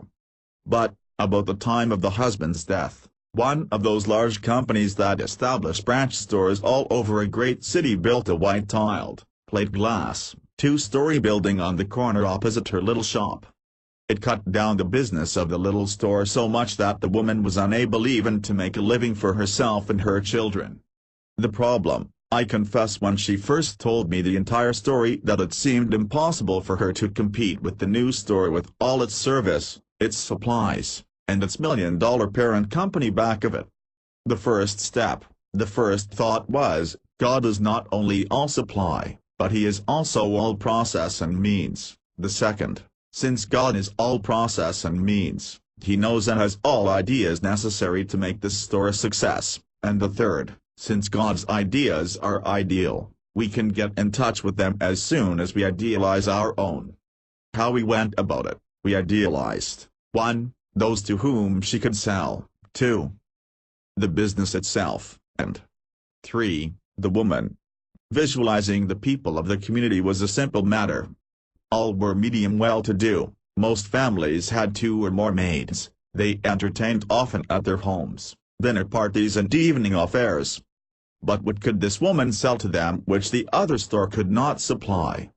Idealizing the business, the woman told me the greatest profit was made in handling bakery goods. The big bakeries of the city delivered goods each morning and took back what was left unsold of the day before. In this line there was no waste, and no loss. Moreover, the profit on the amount invested was made daily. If the woman invested $10 in canned goods, it might be a month before all were sold. If she made a 10% profit, she made but 10% on $10 in a month. But with bakery goods, if she invested $10 in the morning and sold the goods during the day at 10% profit, she made 10% on $10 in one day. Evidently in this case bakery goods was to be the leader, but how could this little woman make her bakery goods lead over the goods of the other store, when both of them could buy from the same bakeries, and the other store had more money than she, and hence could buy better and more extensive supplies than she could? Idealizing the woman, all the time she talked, I had a feeling of conflicting ideas in my mind about her. These remained indefinite until it flashed upon me that, although her name was Mrs. Hansen, Scandinavian, she spoke with a Scotch accent. The new thought: Scotch, Scotland, Scotch tarts, those delicious uncovered fruit pies, 2½ and 3 inches deep, and as big as a dinner plate, Scotch tarts, which only Scotch and English women know how to make. "Are you Scotch?" I asked. "Yes," she replied, evidently surprised. "Can you make Scotch tarts?" "Yes, at least I used to." "Then go down in my kitchen and make one. Order anything you think necessary, but make the best one you know how to make." That night I tasted a tart equal to any I had ever eaten, and the next morning she started the pie industry. I sent a note out to a few acquaintances, telling them the old pagan gods on Mount Olympus would still be contentedly happy, even if nectar were taken from them, providing they could get real Scotch tarts, also that I had found a Scotch woman who could make just such tarts, and that these delicious desserts could be secured in Chicago, and I also added that they'd be wise to send their maids early in the morning with an order to Mrs. Hansen. The success: the first day she made a dozen pies and sold every one of them. At a good price, too, for these were no dollar pies. These pies were pies, apple tart 3 inches deep, with gooseberry sauce, to be served with whipped cream, They were worth much as pies, but much more as distinctive desserts not procurable elsewhere. Of course the pie business grew and grew. Moreover, as families bought their tarts from Mrs. Hanson, their maids also ordered other things at the same time. The idealized leader became the actual leader of group after group of other goods sold from the shelves of her store. Idealizing the process, God working in every step, led us to get the new idea, the new thought of making Scotch tarts. Common sense. Yes. Only common sense. No. It was idealized common sense. God is all process, and his ideas are your ideas, unlimited, as soon as you idealize your own thought processes so as to be in touch with his. 5 minutes idealizing a day makes you super efficient. Chapter 18. Someone once said, order is heaven's first law. Who it was I do not know. It was first said thousands of years ago and I am not old enough to remember. But the saying being old and persisting through the ages, I know it must be very true, else the race would not have conceived it and kept it alive in our consciousness. Heaven is the kingdom of God. Order is God's first law. Without order in the process of your thinking and order in the act of doing things, ideals and desires do not come true. The value of idealizing a series of things to be done before starting to do them is well illustrated by this experience. The scene: office of a physician in a South American city. City just visited by cyclone, destruction freaky as the places, some telephone exchanges in order, houses here and there almost completely destroyed, many others not damaged, yet scores of people severely injured by falling walls. The work to be done: as the cyclone passed, many telephone messages begged the physician's immediate assistance. The first asked him to hurry to a certain place to attend a woman whose scalp was torn and who evidently was suffering from internal injuries, and he was about to leave when the second message from another place begged him to come there at once and attend a man with a broken leg and an injured back. Message followed message, 20 and more, each of which he listed. It was then he changed his plans, and even though he realized that each case should be attended quickly, he did not rush off. The first thing he did, he took the receiver from his telephone, for there was no need of listing more calls. These and those he would find, would be all he could attend to. Then for 5 minutes he sat quietly at his desk, seemingly doing nothing. The second thing, quickly he wrote a list of medicines, cottons, bandages, etc., and calling his office girl, told her to rush to the druggist at the corner, to insist they be given her at once, and to wait with them outside the druggist's door till he came. The third thing, he telephoned the department store a block beyond the drug store and ordered the clerk to stand ready with 50 blankets at the door of the store. The fourth thing, he rapidly selected from his operating room every instrument that might be necessary in any kind of emergency case. The fifth thing, taking his bags of instruments and his medicine cases, he ran to his auto at the door, drove to the drugstore corner, where, without stopping his machine, he snatched the package from the girl, and continued on to the department store, where he commanded the clerk to dump the blankets in the car. The sixth thing, then, and only then, did he begin his work of assistance, going rapidly from one injured person to another. The result, in no case was anything lacking that was needed, and the records show that during the afternoon he attended twice as many injured as any other physician of the city. The result of his work shows that his efforts of the afternoon were most efficient. But what did he do while sitting at his desk? Did he waste those first 5 minutes? This is what he did. First, he idealized all the different kinds of injuries reported to him, and, in addition, all the possible injuries he might be called upon to treat. Second, he visualized all of the medicines, antiseptics, accessories, etc. that would be required and might be required, visioned his own supply in such a surplus to be obtained at the drug stores would make any lack impossible. Third, he idealized what should be done at once to aid the future recovery of those injured, the wisdom of wrapping each up in a warm blanket immediately after the first aid, as protection from the afterchill of the storm. Fourth, He visualized the places where the most seriously injured were reported to be, idealized himself going from one to another by shortest routes, and repeated the process, visioning the places where the less seriously injured were. All this in 5 minutes. Yes, the mind, trained to idealize the process and knowing that God is in every process, works more rapidly than radio. Were the first 5 minutes wasted? Those 5 minutes more than doubled his service that afternoon and evening, and there was no failure to give aid because some necessary thing was lacking.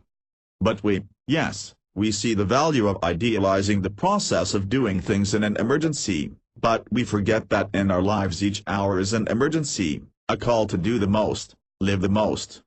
Turning desires for sales into actual sales. Chapter 19. In essence, every phase of contact in human society is a sale. If you apply for and secure a position, you sell yourself to the employer, who buys your services in competition with many others. If you are the leader of a great reform movement, carrying the ideal of that reform to the masses of people and winning them to support it, you are selling your ideals to them.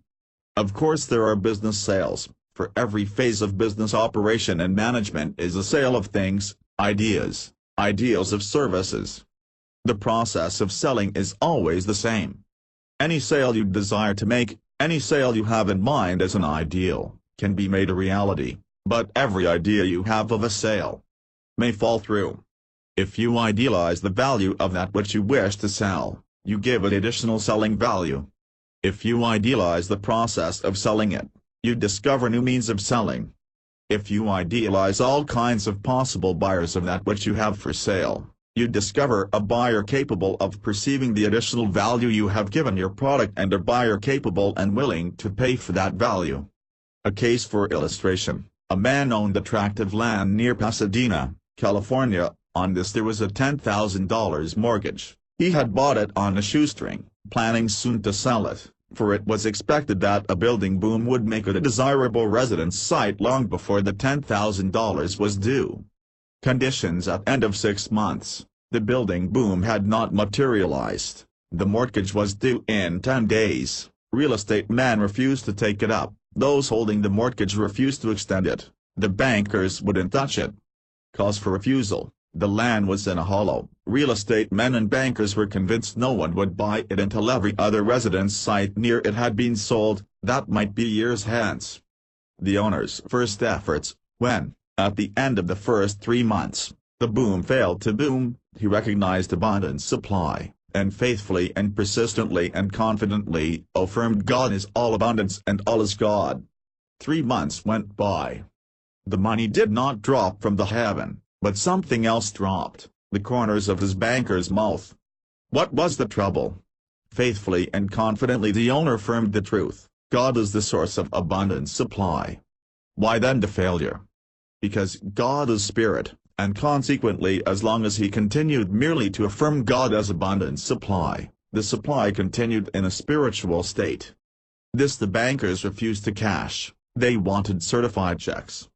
After a failure of more than 2.5 months, the owner tried idealizing the process. First, he idealized the land and all its details. And at once a new thought came: if this land is not now valuable as a residence site, certainly there are other uses for it, and since God knows all uses, the idea of another use will come to me. Second, he idealized the changes in its condition at different seasons of the year and, hurrah, another new thought he had not thought before, since the land was in a hollow and the moisture of the surrounding land drains into it, it is green many more months a year than surrounding land in important condition in dry California, and hence it is ideal for truck gardening. Third, he idealized his activities in relation to it and to the bankers. Since God is all process, he must know many ways of convincing a banker's mind. Hence a third new thought: many people talk to bankers about the value of their lands. I'll do something besides talk to make my banker realize the value of this land as a truck garden plot. So, in one day, he called upon 3 different owners of truck gardens, and got 3 separate offers to buy his land, although the best price offered was less than the owner wished to accept. But as the sum offered was much more than the mortgage, It made the banker himself take new notice, and even he had a new thought, a very difficult operation for a banker. His new thought was, even if this land is not valuable for a residence site at present, it must be valuable for a truck garden plot, if 3 prominent truck gardeners want to buy it, and if they are willing to pay what they've offered, a $10,000 mortgage is certainly safe. So the deal was closed. 2.5 months had been spent in idealizing the thing desired, and at the end of the time it was still desired. 3 days were spent in idealizing the process, and at the end of the 72 hours the thing was done. Idealizing the thing desired leads you to repeat old thoughts. Idealizing the process leads you from one new thought to another new thought. Land values increase 400% in 4 days. Chapter 20. One of our writers has emphasized the policy of using what you have to get what you want. It is a policy of failure if you do not idealize that which you have. If, however, you idealize the thing you have to use and the process of using it, it becomes a sure road to success and great success. Values are increased only by idealizing. But how can the mind of itself and within itself, by a mere process of thinking, increase the value of anything? Especially, let us say, the value of such a thing as a piece of land, of real estate? Certainly, it seems that its value depends not at all on what we think about it. You know what land is, but, do you know what value is? Certainly. Value is nothing material. If mind did not distinguish between a diamond and a piece of coal and give special value to the former because of our desire for beauty, the material of the diamond would be no more valuable than the material of a piece of coal of the same size. If there were no mental conception regarding the purity of the diamond and no desire to possess it and use it as decoration, diamonds would possess no more value than pebbles. Now let us consider the idealizing of the value of a piece of land so that the process increased its value in 4 days from less than $200 an acre to $1,000 an acre. The land, of which I write, is situated in eastern Pennsylvania near a very beautiful lake some distance from railroads. It was purchased 24 years ago as farmland at less than $15 an acre. It was left as part of an estate to 2 nephews. The younger one became of age in 1919 and the land was offered for sale. They desired to obtain $200 an acre for it and felt that, if they could sell it at that price, they would be very lucky. Many things have happened in the last 24 years. The land is still far from the railroad, but every foot of land around the little lake has been purchased by millionaires from Philadelphia and New York. In fact, since 1919 they have spent $3 million in general improvement of this millionaire's colony in addition to the money spent on individual estates. The land of the 2 nephews, however, was not of great value. The acreage was not large enough for a great estate and the land was not good as farmland. In no sense did it lead surrounding land in value.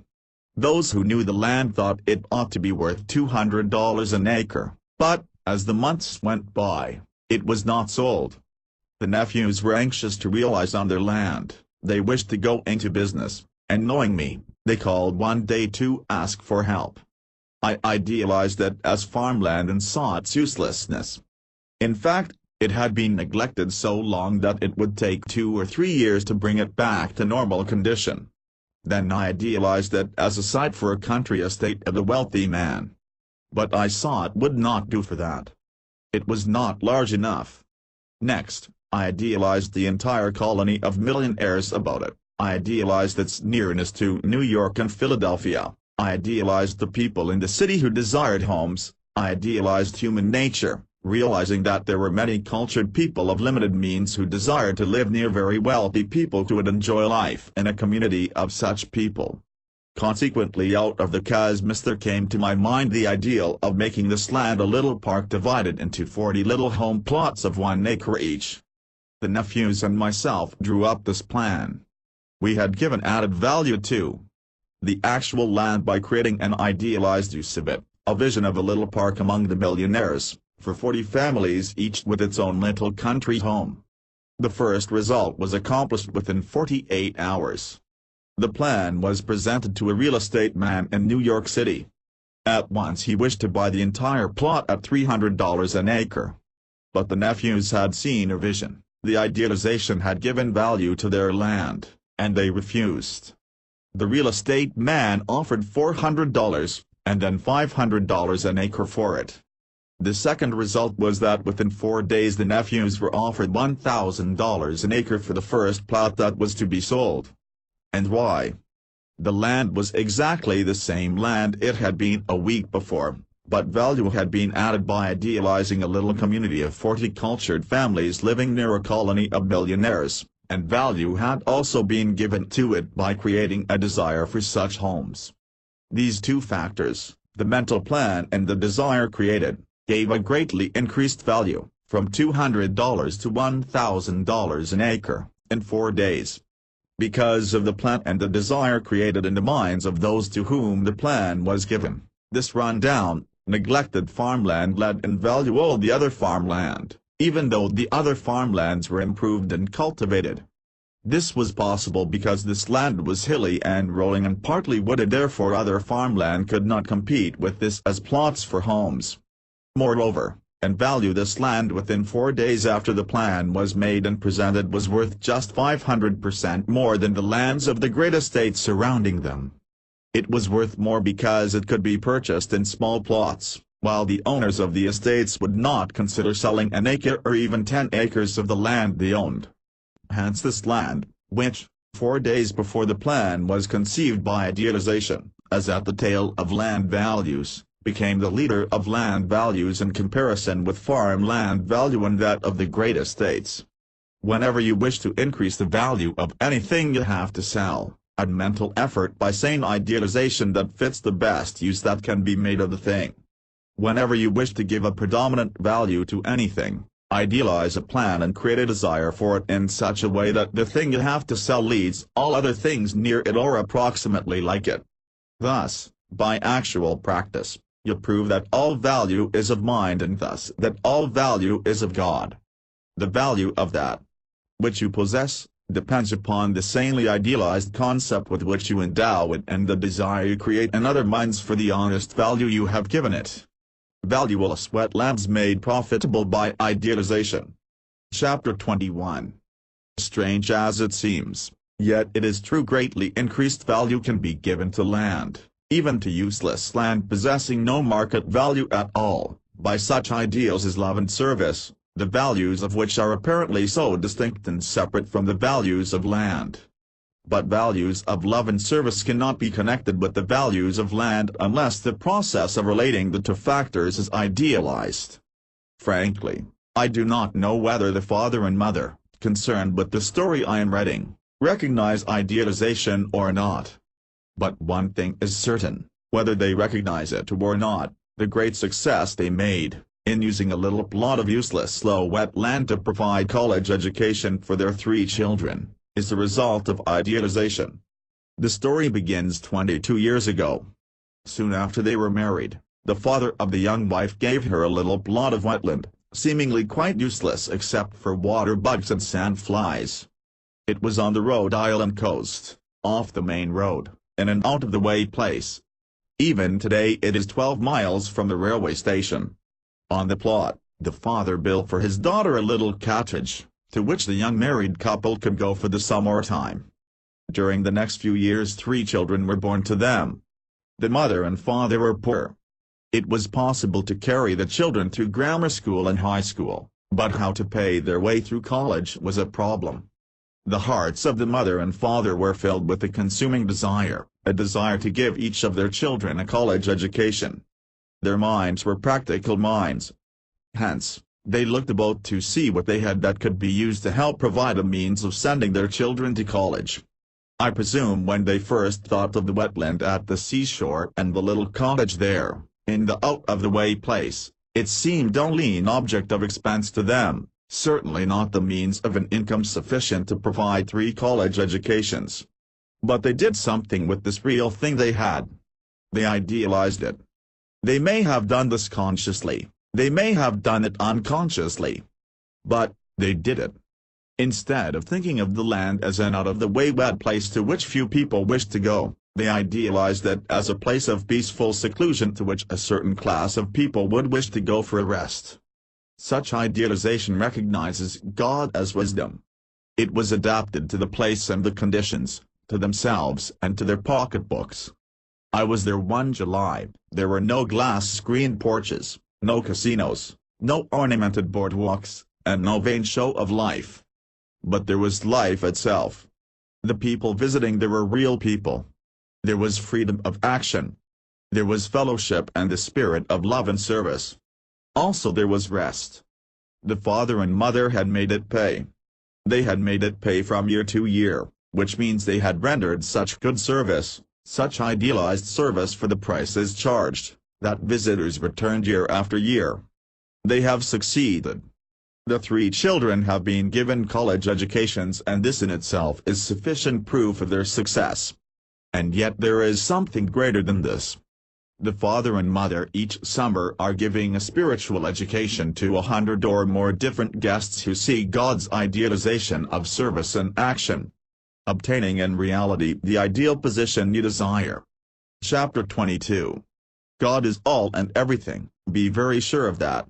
He is everything that exists, not only in the mental and spiritual world, but everything that really exists in the material world. If you think and plan in ideas and act in accord with them, be certain that you will leave out some essential factor of your effort and probably fail to attain that which you desire. In thinking and planning to secure the position you desire, or to create a position for yourself, your plans may not become realities if you fail to idealize and use any one of the factors. Here is a little incident, that of a young man who changed in a few weeks from making $35 a week and working 8 hours a day to making $500 a month working but 4 hours a day. I met him by accident. No, not by accident, but by God's designing. It happened thus. One Sunday afternoon I went up into that section of the wild north end of Central Park where one can imagine oneself in the deep woods. I stretched myself on the ground and, reclining against a big rock, started to read. A young couple had come up from the other side and had stopped for a moment and begun to talk. I thought they would move on in a moment, so I kept still. But instead, they sat down on the very rock against which I was reclining. "You see, dear," the young man said, "you've accepted a mirror trailer. I'm just pulled along by business, that's all. I advance as it advances, but I am not the racer you think me. I am not even a flivver. I can't even see a chance of spurting ahead of the others." "But you're so wonderful and such a good stenographer," she protested. "Someone will find out your real worth." "I am only 1 in 40,000, he answered. Startled, astounded, they jumped up and looked around, for from the other side of the rock had come these words, "Well, you blubbering young Romeo, why don't you stop thinking of things as they are and work them out as they ought to be?" It was my own voice and it astonished me almost as much as it astounded them. I realized I had thought out loud and determined to make the best of it. Getting up, I said, "I am sorry, I was here reading. You came up and I could not help but hear." "Well, I'll be damned," said the young man. "A good greeting, that," I replied, "and an introduction also. I offer my services as business counselor, no fees. It is Sunday, you know," and I held out my hand. The girl smiled and I smiled, and then, he smiled and grasped my hand. We sat down and I talked about idealizing things as they ought to be, of the necessity of avoiding dreamy visions, of pinning one's idealization down to fit the possibilities. "But, what do you mean by this idealization?" he said. "Just this," I replied. "Idealization is the process of establishing a perfect standard in the mind. That means considering every part, the individual, the means at hand, the place, the work itself, the other people concerned, the conditions and the time, making a composite whole out of all the ideas. Apply these to your case. You are a good stenographer. I accept you at your own valuation, but you are no better than 1,000 others, perhaps 5,000 others in New York City. If you can make yourself stand out from all the rest as rendering a service they cannot render, would you be able to command almost any income you pleased? Well, I should say I could. Can you, by merely bettering your work, make yourself stand out as a stenographer above all other stenographers? Perhaps I could, if I worked 10 years at it, but then, 1,000 others could do the same. That, then, is one part of the idea considered and discarded. Next, take up the idea of place. You live in New York City. How long have you lived here? All my life. Have you ever idealized it? I don't know what you mean. Well, have you ever attempted to think of New York City in a big way, to vision all the possibilities within itself and its relationship to the rest of the country? Close your eyes. Picture New York City with its millions of people, its hundreds of thousands of offices, its tens of thousands of big businessmen and bankers and shippers doing business with all parts of the world. Vision businessmen coming to New York City from all over the country, from all the rest of the world. Do you see New York City as a great opportunity for a business stenographer? Do you see the place as offering the great opportunity? Yes, he answered, I do. Now, idealize your own work. I heard you say you were a mere stenographer. Think of your work as it actually is by picturing its ideal side. Picture it as a perfect whole. Vision its importance. Visualize what would happen if, in one moment, all stenographers should forget everything they knew about stenography, and all knowledge of stenography should be lost. Imagine the conditions that would exist if all businessmen and all their clerks were compelled to make all records and handle all correspondence by handwriting. Has your idealization given you a realization of the importance of stenographic work? Yes, he replied, monosyllabically. There are still to be considered the other people concerned, those needing services, the existing conditions, and the time. What class of people is most in need of stenography? Why, businessmen, of course. Are the needs of these businessmen met every day by the work of the stenographers in their offices? Yes. Are there any businessmen in New York City who do not have offices? Why, none of importance. When you idealized New York City as a business center, did you not vision big businessmen coming here from all over the country? Certainly. Do you know there are about 200,000 of these men in New York City every single day of the year? Is that so? Have these men need of stenographic services? Yes, but they go to public stenographers or hotel stenographers. I don't see any special chance there. Neither do I. Frankly, I don't know what the solution is going to be, but I do know that if we continue idealizing every single factor and keep them all in mind, we will see a new relationship and a new need. It always works out something. Let us take the next point: conditions of service. Are you ever asked to work overtime? Not often, but sometimes I work till 10 or 11 o'clock when the boss wants to get out special letters or telegrams for the midnight mail. Then the conditions of stenographic service are such that businessmen do now and then, even those living in New York City, wish service which, under ordinary conditions, is not rendered. This brings us to the subject of time. It is clear that stenographic service is rendered in the daytime. It is also clear that it is not rendered at night. Even hotel stenographers do not work later than 9 or 10 o'clock. Does that give you any idea? Yes, but nothing I can get hold of, nothing I can actually use. Well, let's drop it, now. Think of all these, yourself, the means, the work, the other people, the conditions, the time, over and over again tonight. Idealize every one of the factors, don't omit a single one. Come to see me tomorrow night. Here's my address. The next night he came. He was a different man. He was no longer a stenographer, he was a creator. More than that, he was an inspired creator. A new idea, a new thought, an inspiration, had come to him. This is what he did. He organized a stenographic night service between 9 in the evening and 1 in the morning, for businessmen coming to the city for a day or two. For this service, at such a time, he was able to charge twice the price of a public day stenographer. The service rendered to a big businessman, who, having settled business affairs in the early evening, wished to get off contracts or letters or telegraphic instructions after the hotel's stenographic office's bad closed, was worth the price. By idealizing the time of rendering service, he made his stenographic work surpass and lead all other stenographic services in the city. A little home was bought and furnished. They're married now. Advancement depends upon idealizing its process. Chapter 23.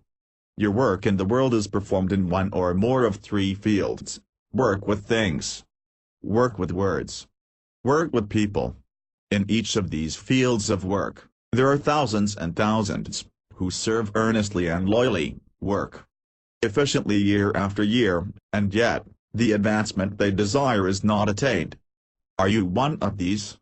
If so, why do you not win the advancement for which you strive so earnestly? Because you fail, 1. To make yourself a leader in the work you are doing, or fail, 2. To prepare yourself for the field of service you desire to enter. If you make things better than others make, or if you make things more rapidly or more efficiently or more beautifully than others do, you lead them in the work you and they are doing, and your leadership brings advancement. But advancement does not come merely because of good work. It must be better work than others do, better than all others about you do. If you make yourself a leader in any field of work, work with things, words or people, you are given advancement. Now, the next factor, your preparation for work in another field of service. It is in this that most earnest workers fail. To attain this kind of advancement from one field of work to another, earnest and efficient work, loyalty, skill and years of experience are of little value unless you idealize the process of advancing from the field in which you are working to the field in which you wish to work. Even years of preparation are almost useless unless the process of preparation has been idealized. Take, for instance, the case of John, Old John, they now call him. 44 years ago he was a young machinist learning his trade. He was energetic, ambitious and hopeful. He worked well. At night he studied mechanics at home. Later he went to a night school and studied mechanical drawing. Yet he did not neglect his work. His machine was always in good condition. He worked faithfully and well. He turned out a greater amount of work per day and did better work than any other man in the shop. But he was not promoted. Today he is still an expert machinist and they call him Old John, expert Old John. He certainly had an ideal, a worthy, ambitious, definite ideal. The hope of his boyhood was to become boss of the shop and then foreman in some larger shop and ultimately the head of a department. Yet with all his skillful work and all his earnest effort and study and application, he has failed. But God is good, the world is good, and Old John was given just reward for everything he did. He worked well and got the reward for this, good pay. He trained himself to be skilled and rapid in his work and got his reward for this. When piecework pay was adopted, he received a larger sum per day than any other machinist in the shop, in fact, more than any other machinist in the city. He studied mechanics and took excellent care of his machine and got his reward for this, the highest bonus paid for the least wear and tear of a machine. He served long and loyally and got his reward for this, the highest extra Christmas bonus based proportionately on the number of years' service. But he was never advanced to the position of boss. No man should be advanced to directing men, human souls, merely because he is expert in operating a machine. No woman should be made a teacher of children merely because she is an expert in shelling peas. Old John did not idealize the process of advancing from his field or work, handling things, to the field he wished to enter, handling men. All his study of mechanics and mechanical drawing brought him a reward. It made him a better machinist, but it did not fit him to direct men. 3 years ago, a young man who then knew nothing whatever about any machine, started at the same shop and now he is boss. He had the same ideal Old John had, the same ambition, the same zeal, the same energy. He also studied mechanics and mechanical drawing and trained himself to run a machine expertly, but he wished to get into the field of directing men, so he idealized the process and adapted his preparation to it. Hence, he studied men. During the noon hour, he watched them. He got clues of the impulses and desires that impelled each to do things or to refuse to do things. He watched the bosses also to learn how they handled the men. He observed their successes and their failures. He idealized himself in the process of handling the men. He learned how to get them to do things without antagonizing them, and soon, well, he is now foreman of the shop. Advancement comes to those who advance themselves. If you feel a little hurt and a little sullen and a little resentful because you have not been advanced, made a leader in other lines of work, look to yourself. First, idealize just exactly the type of work you are doing now. Second, idealize the type of work you want to do. Third, idealize the process of preparation necessary to fit yourself to do the type of work you want to do. Be truthful to yourself. Have you prepared yourself in the right way, or have you merely done your work well and asked for advancement? If you foolishly think you can fit yourself to direct people by making yourself an expert dressmaker, don't blame anyone but yourself. God gave you mind, use it. Not only effort, but mind effort, intelligent mind effort, idealized intelligent mind effort, makes you worthy of advancement. Making a solid ankle joint flexible and usable. Chapter 24. In the matter of spiritual healing, let me make myself clear to you at the beginning of this section. Spiritual healing recognizes God as all and everything and puts the truth into practice, using everything, but everything only when idealized. Spiritual healing does include material means, but material means only as spiritual manifestation. I am well aware that spiritual theorists differ with me in this. They say that depending upon material means limits my thought of God. There are two mistakes in this statement. First, spiritual healing does not depend upon material means, but it does use them and use them only when idealized. Second, I answer that those who criticize limit their thought, for they first insist that the patient accept the truth that God is all and good, and secondly insist that he or she must not use the truth that God is all because some of God's manifestations are not good. Having read the 3 chapters of the section entitled The Spirit of Matter, you now know that denying that so-called matter is a manifestation of God is the same as denying that infinity of space, infinite attractive energy and infinite activity are of God. In those 3 chapters you learned that density of matter is but God's infinite space, that solidity of matter is but God's infinite attractive energy, and that matter is but etheric aliveness, infinite energy ever present. I, then, in spiritual healing, adhere and practice to the truth that God is all and use not only God's spiritual ideal but God's spiritual manifestation as well, that is, God as all and everything. Take first a case of healing that has to do with that which is most difficult to handle, the changing of bone structure. When I was 3 years old, my left foot and ankle were crushed between the rollers of a 1-horse sugar mill. The foot and the leg, halfway to the knee, were so badly injured that, when the rollers were reversed, it was necessary to lay me sidewise on a board to prevent the crushed foot from dropping off. The doctors molded it back into form as best they could and put it into a cast. But the irregular bones of the ankle were so crushed and mashed that they grew together as one single solid bone. When the cast was taken off, I could not move the ankle at all. I could not flex it any more than you can bend the bone of your arm halfway between elbow and shoulder. As the leg from knee to toes was as stiff as a carved piece of wood, it was necessary to use a cane or a crutch and to hunch my whole body upward in order to swing the other leg forward. Today, I can move the left foot up and down at the ankle as easily as I can move my right foot. I do not even limp. My step is springy and certain. Friends say that my walk is more like that of a man of 30 than that of a man of 65. Certainly, with the small bones of my ankle grown together as one solid bone, I was compelled to do something with my consciousness of the solidity of matter.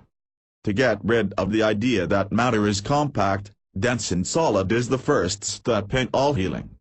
So long as you think of a cancer, or a tumor, or an abnormal bone growth, as compact solid matter, so long will you doubt the power of mind and spirit to change it. Throughout all the ages, individuals have been healed by prayer, faith, mind, love and spirit.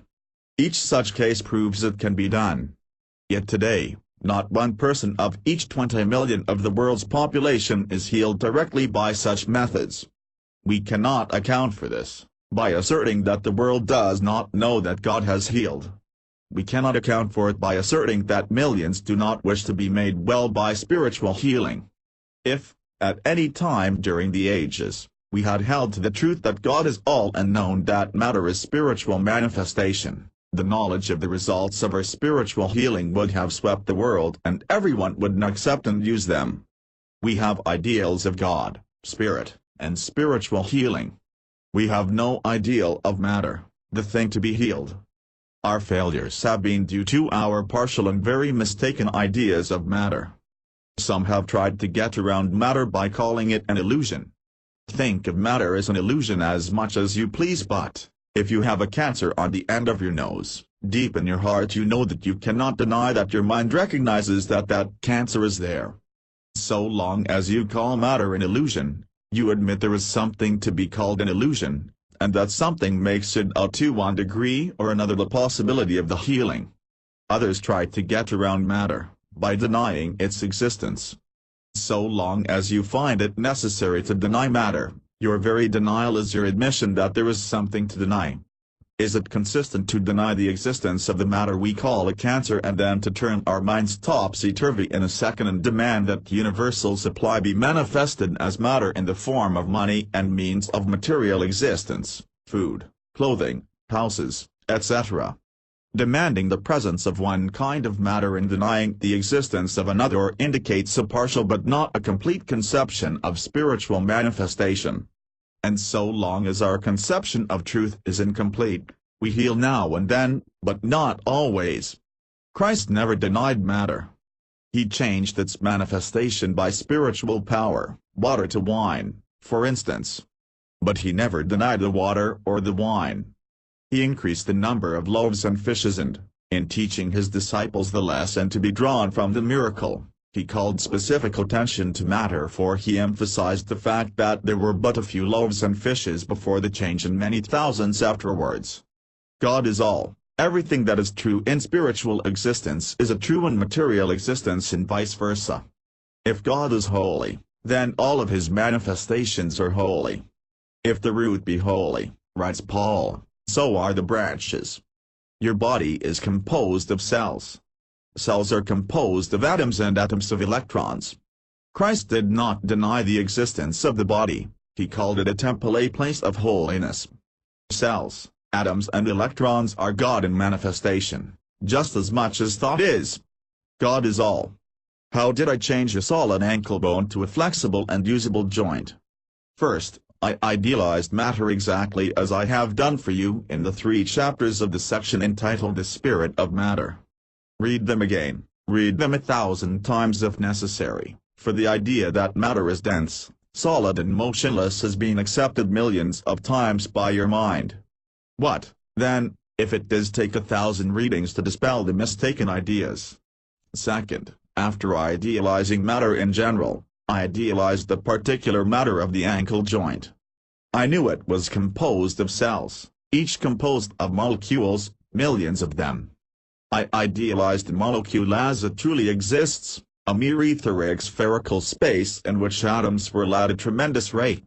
I idealized the atoms of every molecule of that bone structure, knowing each to be but a smaller etheric spherical space composed of electrons. Then I idealized the bone structure as composed of electrons.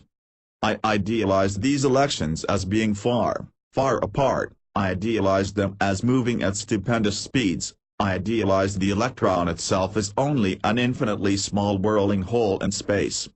Then my ankle bone became infinite space energy, formed and held together by infinite attractive energy, no more dense nor solid than infinitely active holes in space. Was this all I did?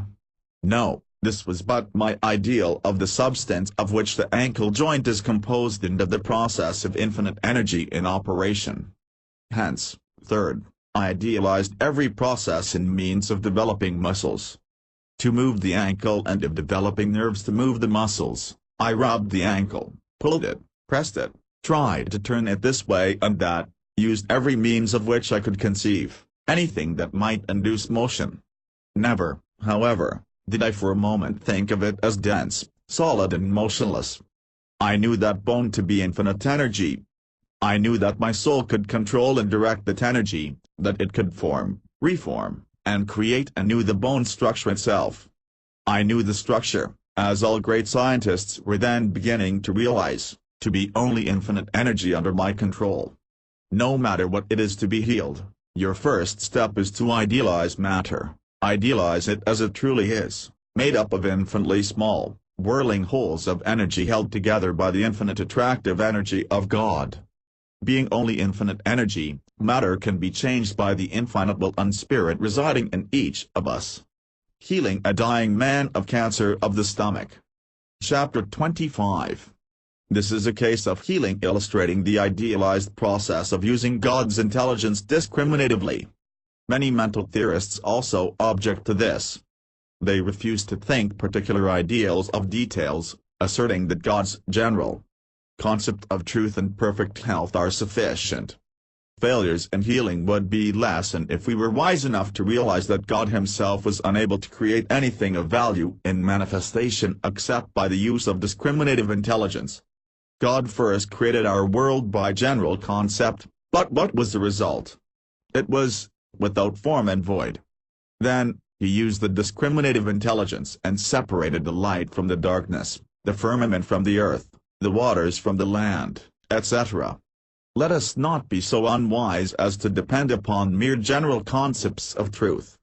Hold them, if you will, till you are blind and great, and your manifestations will still be formless and void. During the last 70 years spiritual healing has been characterized by three distinct stages. The first stage did not truly represent even the thought taught at that time, for many persons, with but a vague idea of what it was all about and the wish to do good, set themselves up as healers. It was the stage of denial and in some cases absurd denial. I remember well the time when, if one went to such an uninformed or misinformed healer for treatment for headache, the healer would say, "But how can you have a headache? You have no head." Then came the second stage of spiritual healing. In this the denial became the less important and the recognition of great spiritual truths the more important. When specific application was then tried, it tended toward materialism. Now, we are idealizing every step in the process in making it spiritual. Hence it adds to, rather than detracts from, the great spiritual truths. We now come to the third stage of spiritual healing, the recognition of particular truths and the specific application of them. We are advancing. We know that all is God in action and practice as well as in general statement. Let me give you a case that demonstrates the effectiveness of specific application after the failure of general affirmation. It is the case of a man who was 35 years old when the healing took place, afflicted with cancer of the stomach and said to be dying at the time. 4 specialists had treated him and at the time the case was brought to my attention he was to be operated upon in 2 days. It was his wife who came to me. The man himself was 32 miles away in a hospital, too weak even to feed himself. He had been ill for some years. First there had been medical treatment, X-rays, diet, serum and, when these had failed, he had tried suggestion, mental healing, divine healing, Christian Science. At first it seemed impossible for me to take the case. Affairs prevented my going to the man. I realized, although his wife was trying to give the correct ideal of his mental condition, she might not know it well enough to give me the information necessary to make specific application successful.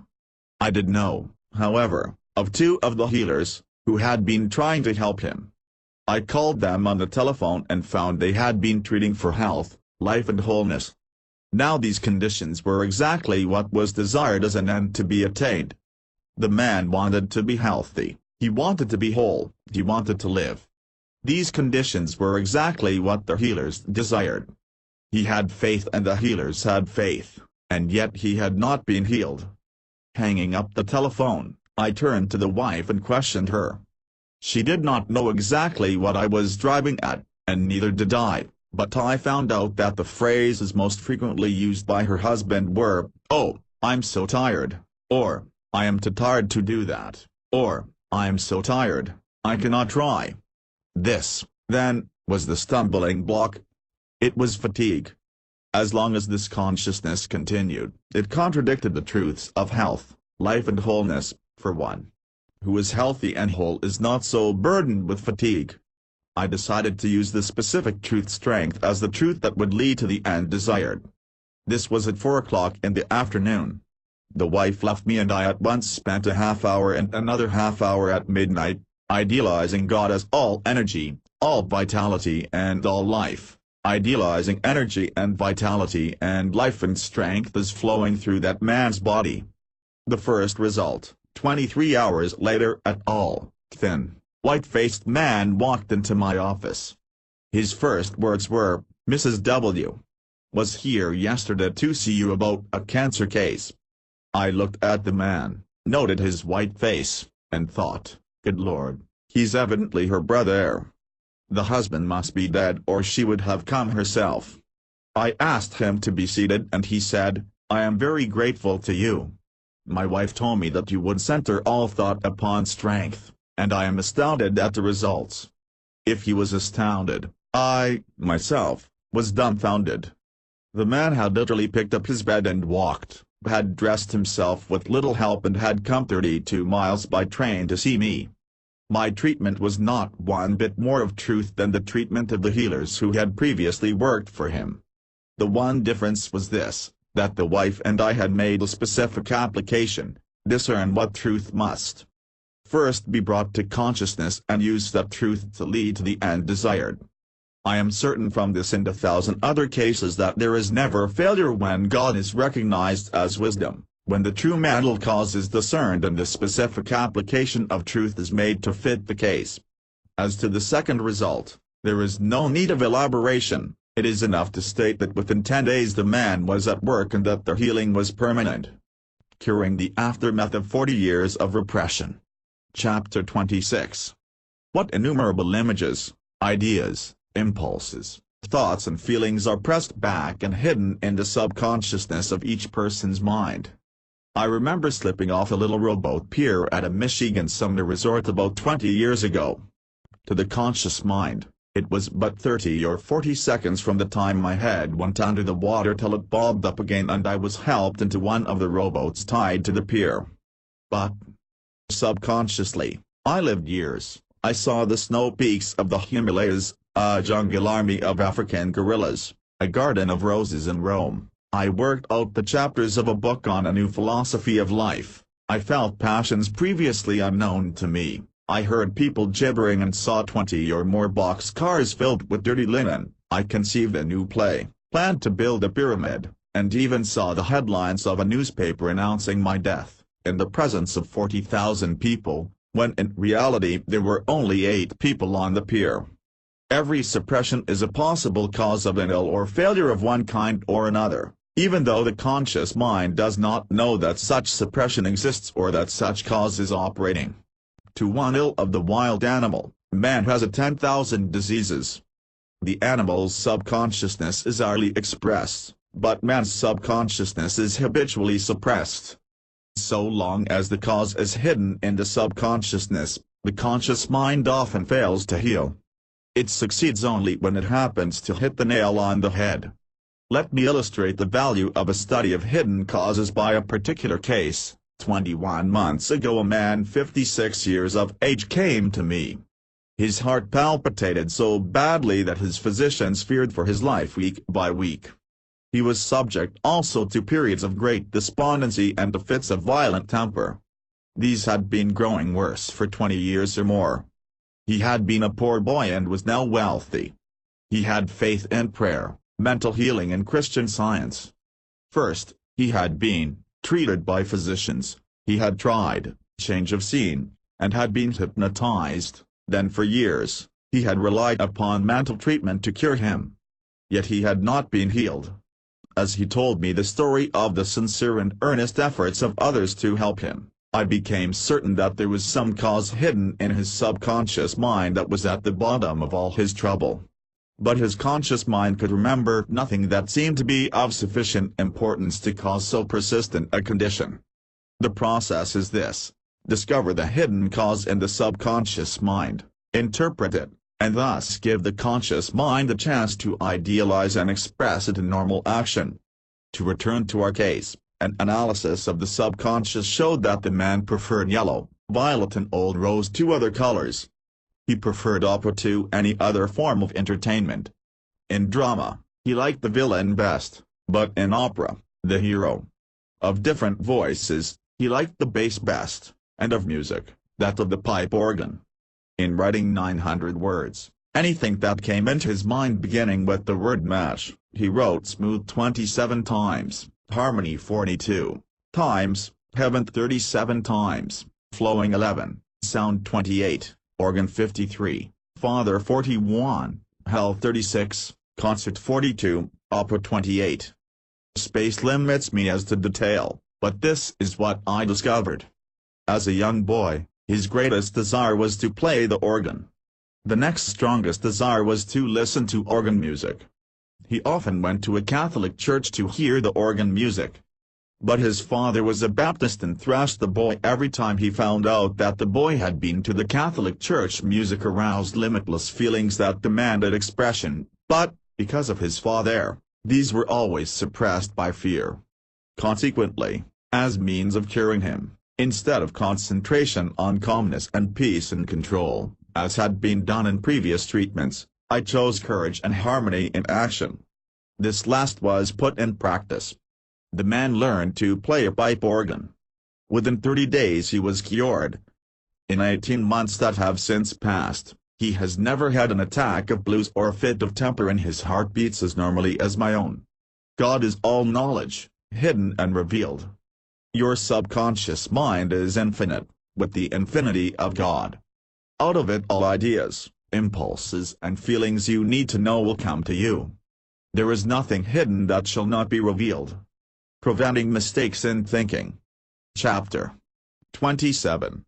If you know how to prevent your mind making mistakes, that knowledge and the use of it will aid you in your advancement, stop failures in business, prevent friction in social life, stop the offending and losing of friends, and help very greatly in making you happier. Happiness is the goal of the soul. It is the end of human endeavor, the purpose of living and loving and serving. How we have suffered because of the unintentional mistakes we have made. How we have made others suffer, how others have made us suffer. And not because of our intention or their intention, but because we did not know how to idealize the process of preventing mistakes. It is completeness that makes thought ideal, that makes it right, that makes it godlike. God is God because he is complete, the perfect, the all in all. We make mistakes only when our thought is incomplete, that is, when it is not idealized. There are two factors in the process of thinking: 1, recognizing likenesses, and 2, discriminating differences. If you idealize the process of thinking, you complete it, you use both of these. If you do not idealize the process, you use but one, or you use one almost to the exclusion of the other. And it is then that you make the mistakes that bring unhappiness.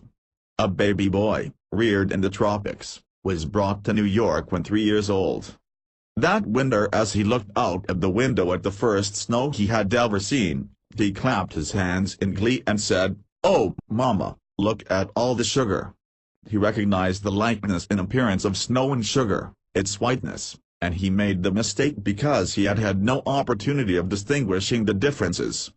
A little girl, now a noted woman, was born in inland Peru in the nitrate section desert, an absolutely barren land where no vegetation could live. She had never seen grass, she had never seen a tree. When 10 years old, she was taken by ship to Santiago and driven in a closed carriage through the city to the home of her grandfather. Out in the yard a few hours later, she saw a great tree. A breeze sprang up, the leaves rustled, the branches moved. In terror she picked up a stone to defend herself. To her, the tree was some gigantic animal making ready to attack her. She had never known a vegetable form of life that moved, for she had seen vegetables only in sacks and cans.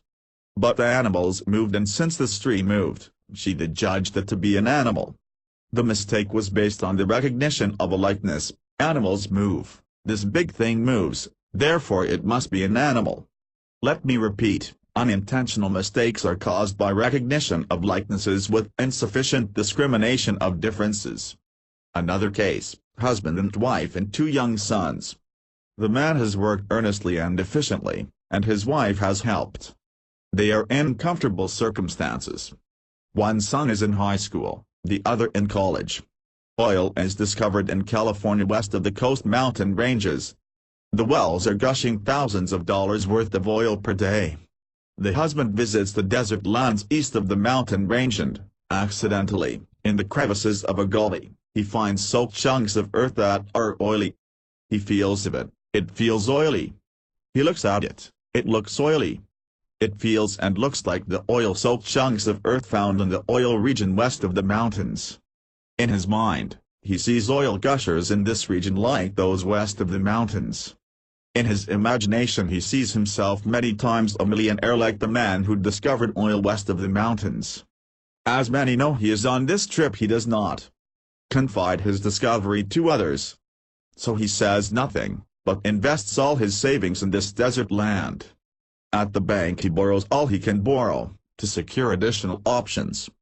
To this point, all his thought and action is based upon recognition of likenesses.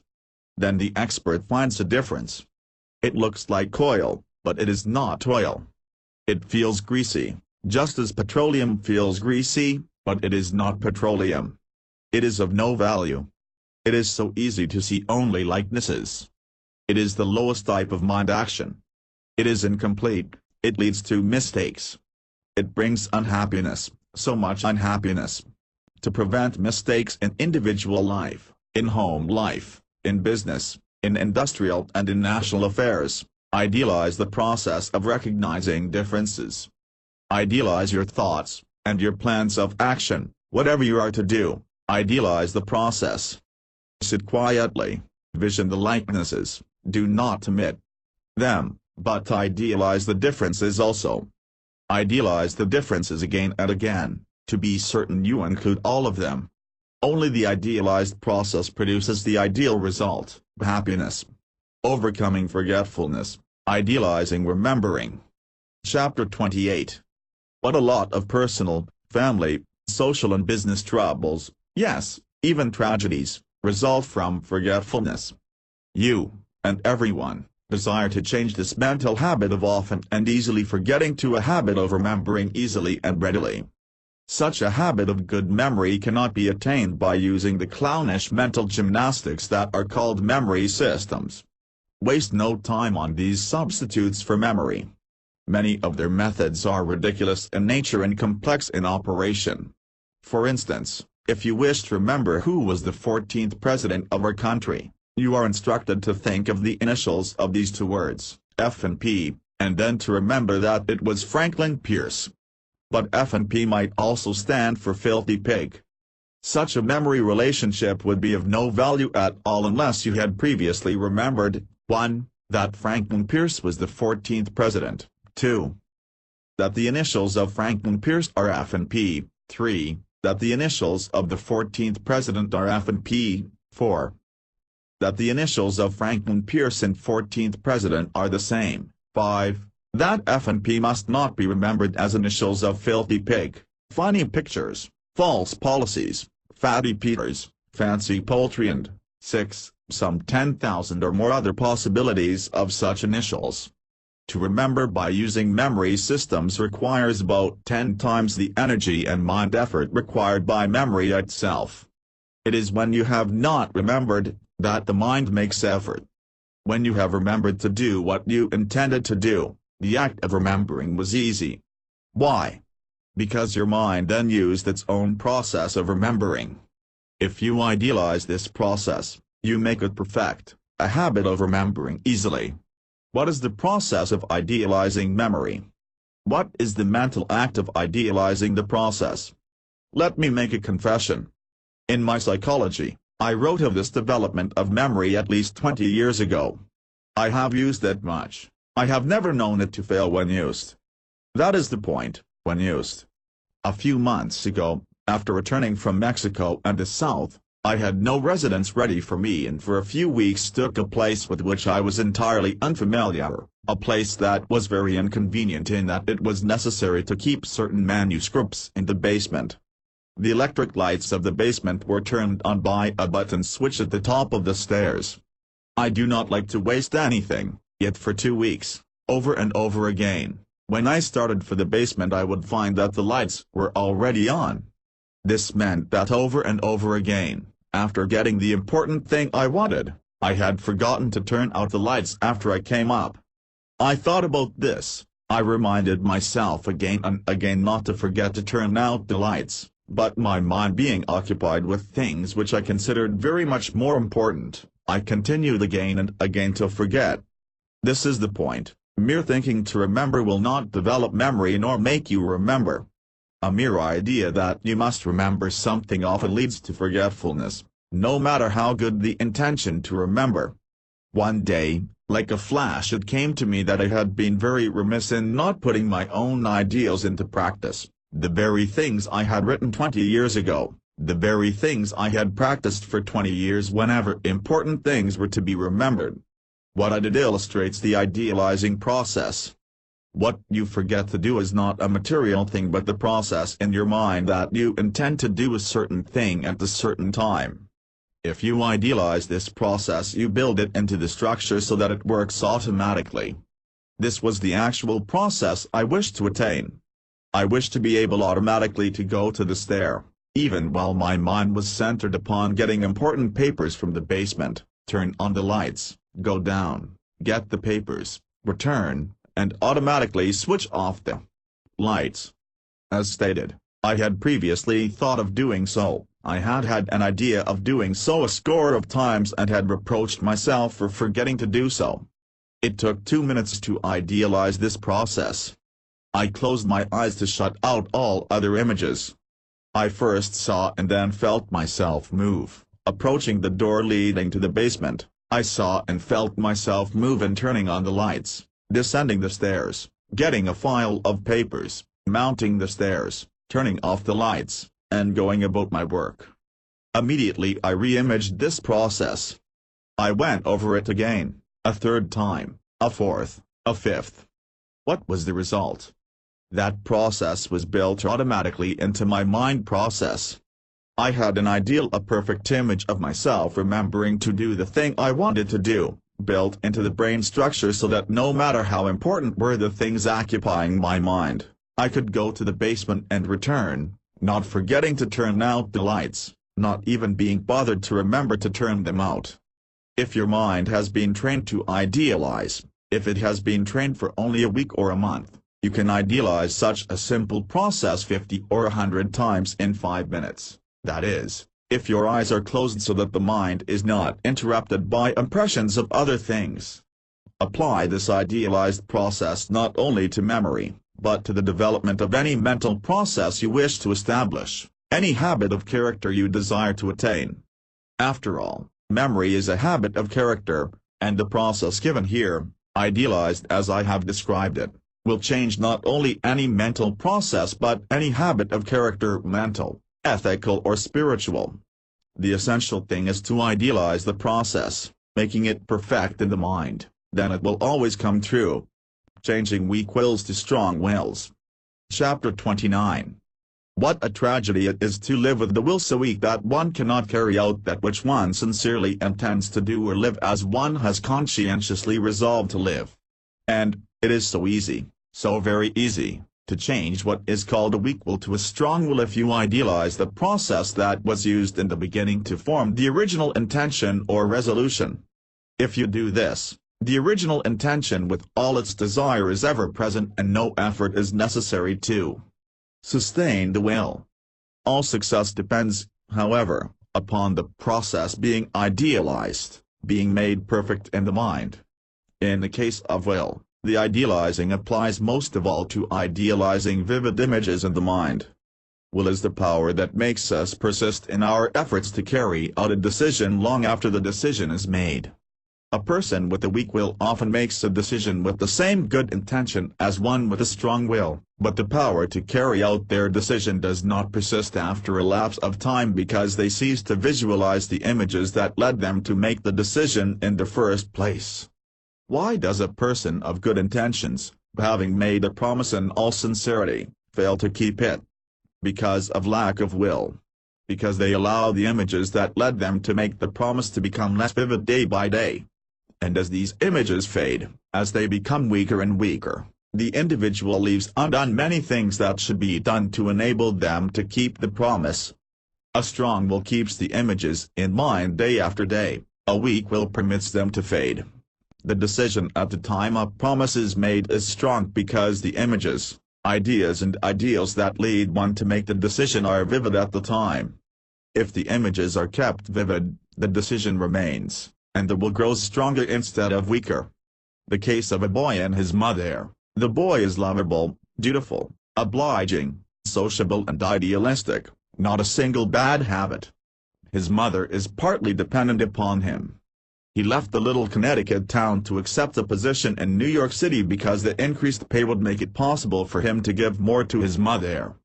Before leaving he vowed to himself and promised her that every Saturday night he would send her at least $6, that when his salary was increased he'd send her more.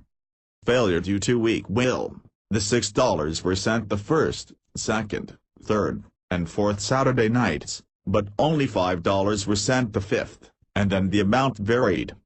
Finally one Saturday night he had nothing to send, he did not even have enough to pay his room rent for the next week.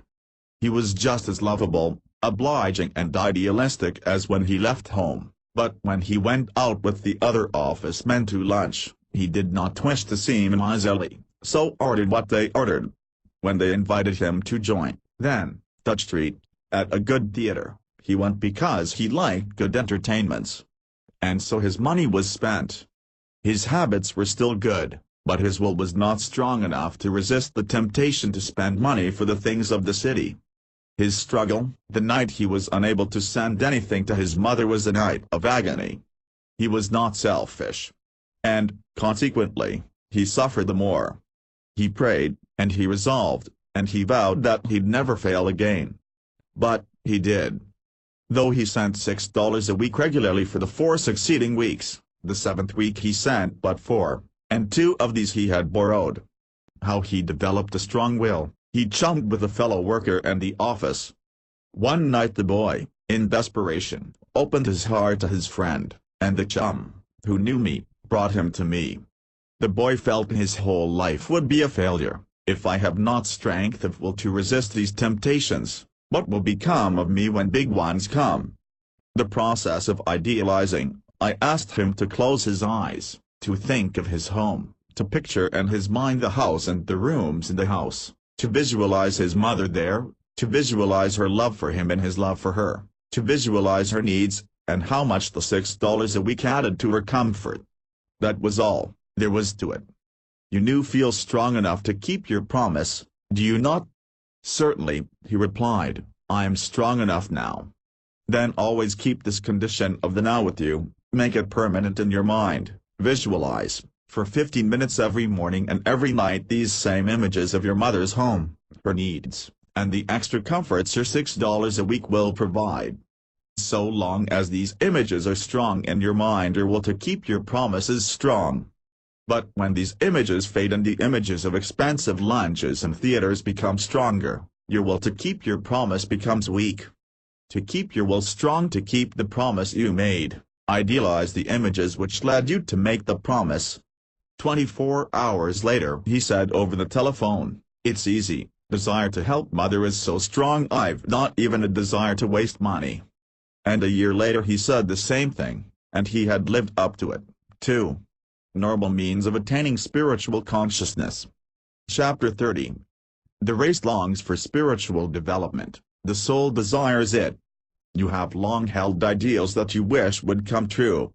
You have held ideals that do not relate to the daily life, that do not relate to business or politics or world affairs, ideals that are in addition to those of your home, your family, your friends, in other words, ideals of your own spiritual consciousness, the desire to be at peace within yourself and at one with God. Spiritual consciousness completes life, it gives life the true balance, the balance of knowing both its actuality and its spirituality. Spiritual consciousness is a condition of being consciously in touch not only with all other souls but with cosmic consciousness, with God, divine mind, the infinite, principle, anything you wish to name it. It is not recognition, nor acceptance, nor faith. It is not a thought of nor about God. It is consciousness, knowing God. Certainly, I'd not write a word on how to attain spiritual consciousness if I thought you were looking for a means of attaining a sort of non-active state of etherealized super-holiness. The aim of all religion and idealistic thought is to extend the scope of life, to get in closer touch with and be more responsive to the infinite. This gives the keynote of the process by which we attain spiritual consciousness, making ourselves more responsive. Responsiveness necessitates likeness, for only like qualities or conditions respond one to another. The vibration of one string of a violin produces a responsive vibration only in a string or wire or vibrating body capable of vibrating to a like note. Even seemingly contrasting people are drawn to each other by those qualities of soul that are common, although perhaps unconsciously common. Intelligences of individuals differ much more than their love natures. The ignorant peasant knows love as deep and pure and noble as the best-schooled man or woman of the world. Love is the great common denominator of man and God. Hence consciousness of universal love is the first step in attainment of spiritual consciousness. But love's spiritual nature is not personal, hence the method must idealize it, eliminate personality, use the process that has been idealized in all the past for the three great unselfish manifestations of love: love of home, love of country, and love of God. These have been most idealized before the fire, the hearth fire, the campfire, and the altar fire. No matter what the bickering of the day, the annoyances and disturbances, the disagreements, and perhaps even the quarrels, they all disappear when the family gathers about the open hearth fire. Little by little conversation ceases, which means that thought ceases, and the vague consciousness of universal love permeates each, taking each in his reveries to the very borderland of spiritual consciousness. So also around the campfire of the army. No matter what the friction of the day between officers and men, or the discontent, or the horrors of the struggle, they disappear, and the same vague consciousness of universal love quiets the men, and takes them also to the borderland. And the same is true, perhaps to a greater extent, before the altar fire. One cannot attain spiritual consciousness by thinking. Thinking is mind activity. The mind reaches out into all the world in search of new impressions and new ideas to be taken within itself and treasured up for its own use. Its activity is toward the self, therefore selfish. Love is emotion, it is a moving out, its nature is to give. Its activity is away from the self, therefore unselfish. Unselfishness is not attained by selfishness, therefore thinking, thought, or thought affirmations will not awaken a consciousness of universal love. Moreover, thinking, thought and thought affirmations prevent the attainment of spiritual knowing and establish instead thoughts about spiritual consciousness. The first step, then, is to quiet thought, the second, to awaken universal love by the most idealized process of all the ages, and that is idealization before the fire. You know the effects whether before the open fire in the home or the campfire in the woods. First, you cease to think, conversation lags, then stops, and the body relaxes. Second, daily troubles vanish, and a kindly attitude and an indefinite contentment come to you. Third, there comes not the conscious but the superconscious condition, beginning with reverie, and then all thought ceases. And since all thought has ceased you are not even conscious that it has ceased, until, fourth, with a start, you come back to yourself, that is, back to mental consciousness. But you have been on the borderland of spiritual consciousness. Continued, before the open fire, impersonally the most idealized process of all times, the superconscious state soon becomes illuminated and spiritual consciousness is attained. Awakened in this way, it does not unfit one for the daily work of life, it becomes the balance, the proper balance of cosmic realization and practical life. Statement contrasts so astoundingly with your past experiences of having tried faithfully to attain that which you desire, that some of you feel it cannot be true. Some of you may doubt even my common sense in making such an assertion. You who doubt that every ideal comes true, doubt sincerely, doubt because of common sense judgments based upon your present knowledge. No matter what the cause, doubt interferes with your realization of your ideals. It dampens the fire of desire and lessens your effort to attain that which you wish because you think the effort is useless. I do not wish you to accept any statement, I wish you to know truth. Do not change from doubt to blind belief, it will do you no permanent good, blind faith soon dies. But what are the ideas in your mind that make you doubt? First, mistaking ideas for ideals. Second, your idea of the density of matter. Third, your idea of the solidity of matter. Fourth, your idea of matter is motionless and lifeless. Fifth, your present incomplete knowledge of the process of making ideals become realities. These are the only serious causes of doubt, 5 stones in the path of faith and attainment. I shall not, in succeeding chapters, give them more attention than they deserve, but just enough to remove them. By and large, your doubt is based upon the seeming impossibility of etheric images of the mind being able easily to change, reform and recreate the substance of matter that is seemingly so dense, solid and lifeless.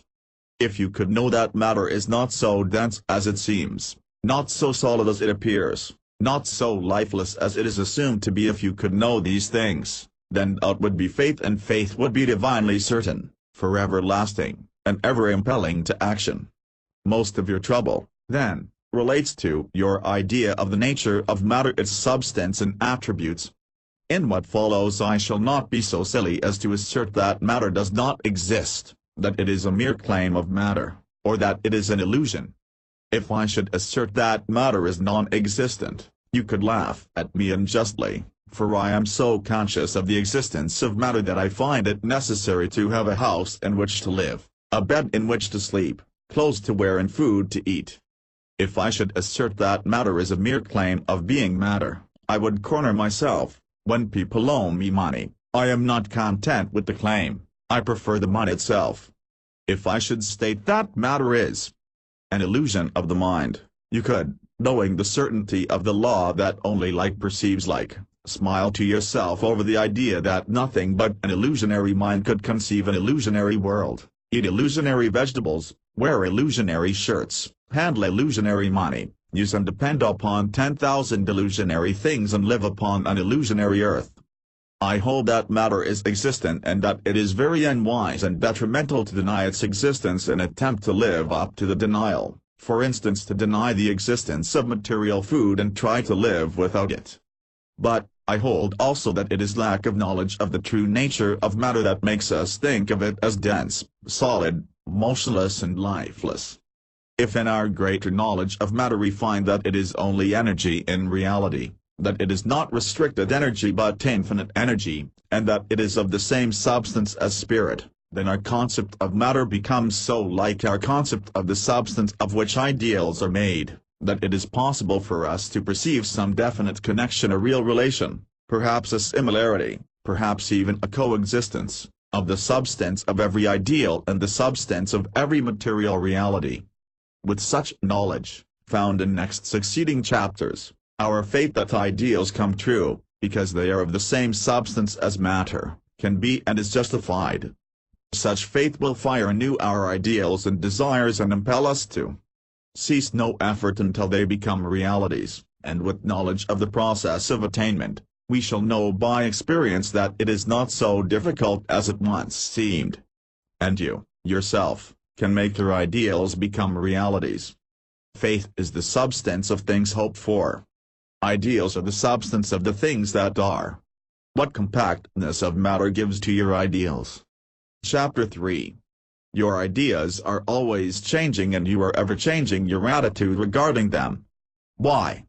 They have no form, no body of spiritual substance, being without body, they are notions and very changeable notions at that. But you are loyal to your ideals, you are steadfast in your allegiance to them. Why? Because there is something fixed and real about them. They are made of spiritual different gases. The space would contain approximately 4410000000000000000 molecules. They are very far apart, hence there is plenty of room in this cubic inch for a million times the number already given. Since each of these molecules is composed of atoms, each atom must be definitely smaller than the molecule. Since in an atom there are millions of electrons with comparatively great intervening spaces capable of holding millions more, how small, then, is the electron? You cannot conceive its infinite minuteness for, although each atom is but 1/100th of 1/1,000,000th of 1 inch in diameter, the electron is 50,000 times smaller than the atom. Of course, you cannot imagine this, it is infinitely small, a part of the infinity of God. And what is the electron? Of what substance is it? All scientists agree that it is an infinitely small etheric whirl of energy, a whirling hole in space. What then is density? Density is the spirit of matter, the infinite etheric energy space of God. It is that in which all things live and move and have their being. It exists between the infinitely small whirling electrons but a billionth of an inch from one another. It exists between whirling stars and infinitely large suns thousands of millions of miles apart. There is no density of matter to hinder the manifestation of your ideals and desires. Since your ideals and desires are of God, and since the cells of your body and also the substance of all other material actualities are but the infinite energy space of God, certainly your ideals composed of this substance, the only substance that exists can and will come true. In fact, this etheric energy space substance, which makes matter seem to be dense, is the very substance that gives bodies to your ideals and thus makes them manifest in material actuality. What attractive matter of energy gives to your desires? Chapter 4. Another stone in the path of faith and the attainment of your ideals and desires is the idea that matter is solid. As density was found to be but infinite energy space, the spiritual substance in which ideals and all things exist, what will solidity turn out to be when you come to know it as it is? Iron seems to be a solid substance and very hard. Does its hardness reside in matter or is it due to the spirit or energy of matter? The molecules and atoms of iron are no harder or more solid than the molecules and atoms of butter. Yet, it is difficult to drive a nail into a piece of iron and easy to drive one into a chunk of butter. That which makes it difficult to drive a nail into iron is the degree of attractive force existing between the particles. It is this force that holds molecules and their respective atoms to each other. When you drive a nail into iron, what you overcome is the attractive force that tries to prevent the molecules being pushed apart. It is easy to force apart the molecules of butter to make space for a nail. In this case also, what you overcome is the attractive force that holds together the molecules and atoms of butter. When the degree of attractive force is comparatively great, we say the matter is hard and solid. When it is smaller, we say the matter is not hard and not so solid. But it is not matter itself that is solid or not solid. In truth, solidity is but the spirit of matter. It is another manifestation, the infinite attractive energy found throughout the universe. It is as infinite as God. Matter is not solid. There is only one solid thing in the universe, the infinite attractive energy of God which holds all things together. Your ideals are of spirit. If you wish to change any part of your body, know that it is no more solid than the heavens. Know that that which makes it appear solid and holds the tiny centers of force together, is but infinite attractive spirit, that this attractive spirit or energy is of God and is infinite. Your soul, with its mind, love and life forces, is also of God. Being direct of God, Made in His image, you are supreme. Being supreme, your soul controls its ideals and their actualities. Do not deny evil. That which we call evil exists, but when you know its real nature you find it is good. This solidity, which you feared as an evil hindrance to the manifestation of your desires and ideals, is infinite attractive spirit, the very force that gives your desires the power to attract all that is necessary to make them come true. What movement in matter gives to your body of desire? A desire with a body or an ideal with a heart always becomes a reality. Every desire is the heart center of some ideal that is either revealed to consciousness and understood or hidden in the ultra-consciousness and misunderstood. The ideal is the active body of the desire.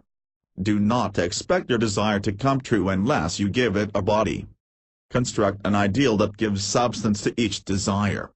Make the ideal active, endow it with the process of attainment. Then, it will become reality. It will come true. But an idea is not an ideal. That is where your trouble often lies.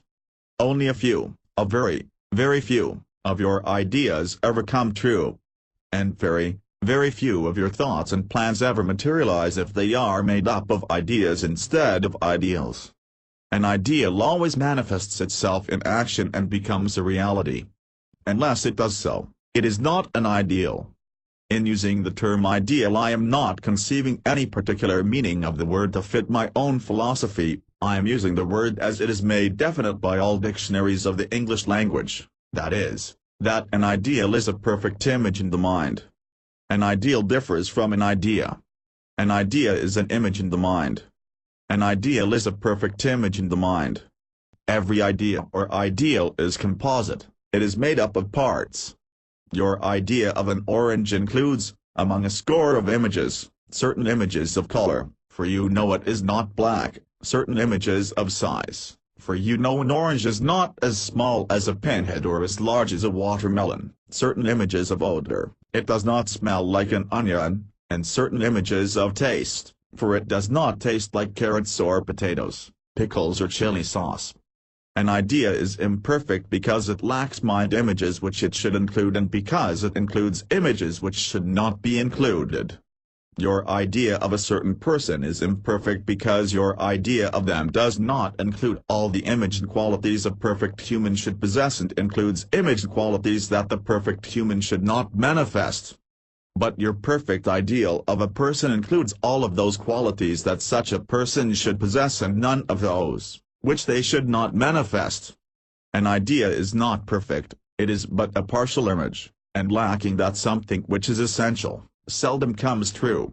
Usually the element an idea lacks is the very element that, if the idea possessed it, would make the idea manifest as a reality. Differing from an ideal is a perfect image in the mind. It includes all of the component parts that it should include and it includes nothing that it should not include. Thus, in content and substance, it is perfect. Ideals are the substance of things that come true. Ideas are but mental skeletons, they are without heart and body, they have no desire, no ideal. Desire may be related to an idea or it may not. It is never a part of it. That is one of the elements an idea lacks. An ideal has always a heart of desire. That is one of the reasons why ideals come true. Mere ideas do not thrill the soul, urging and forcing man to action. Ideals, surging with desire and impelling to action, lead man to live, serve, sacrifice and die that his ideals may be made manifest as realities.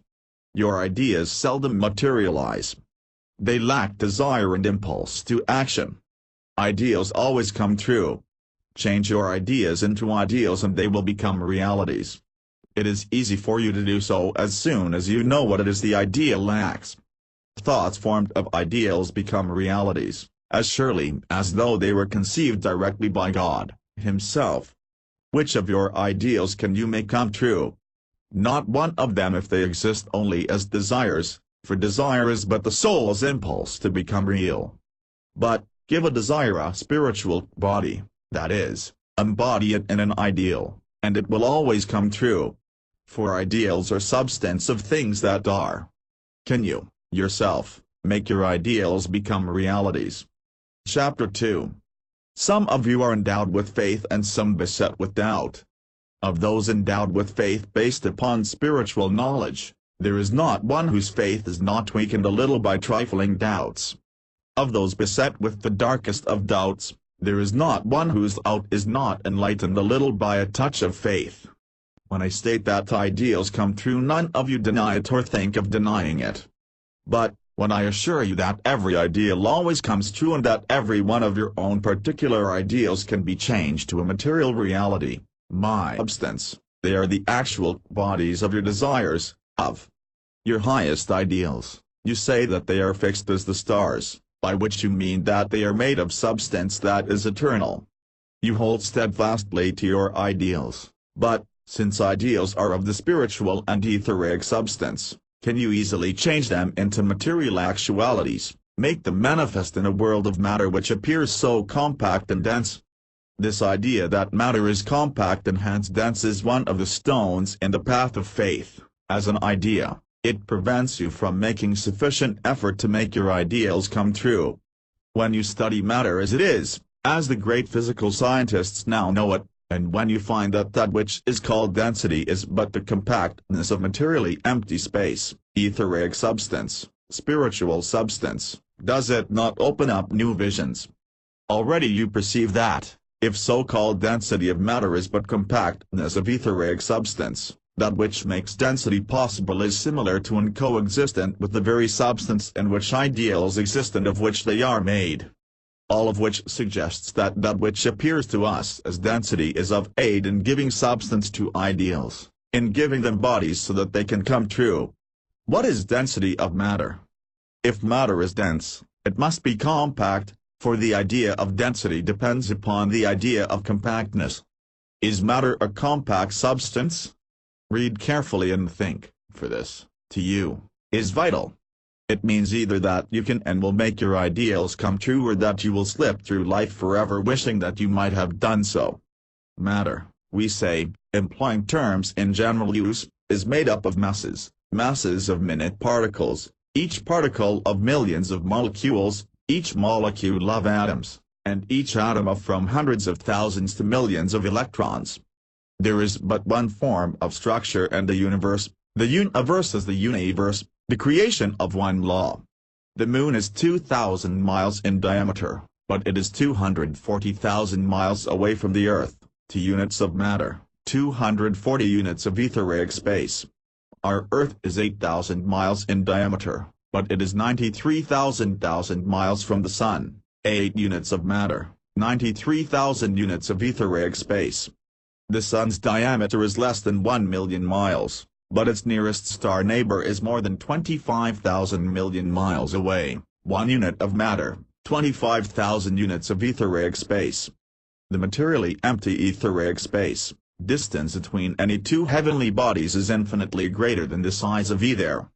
Thus it is throughout the universe. Thus it is throughout matter.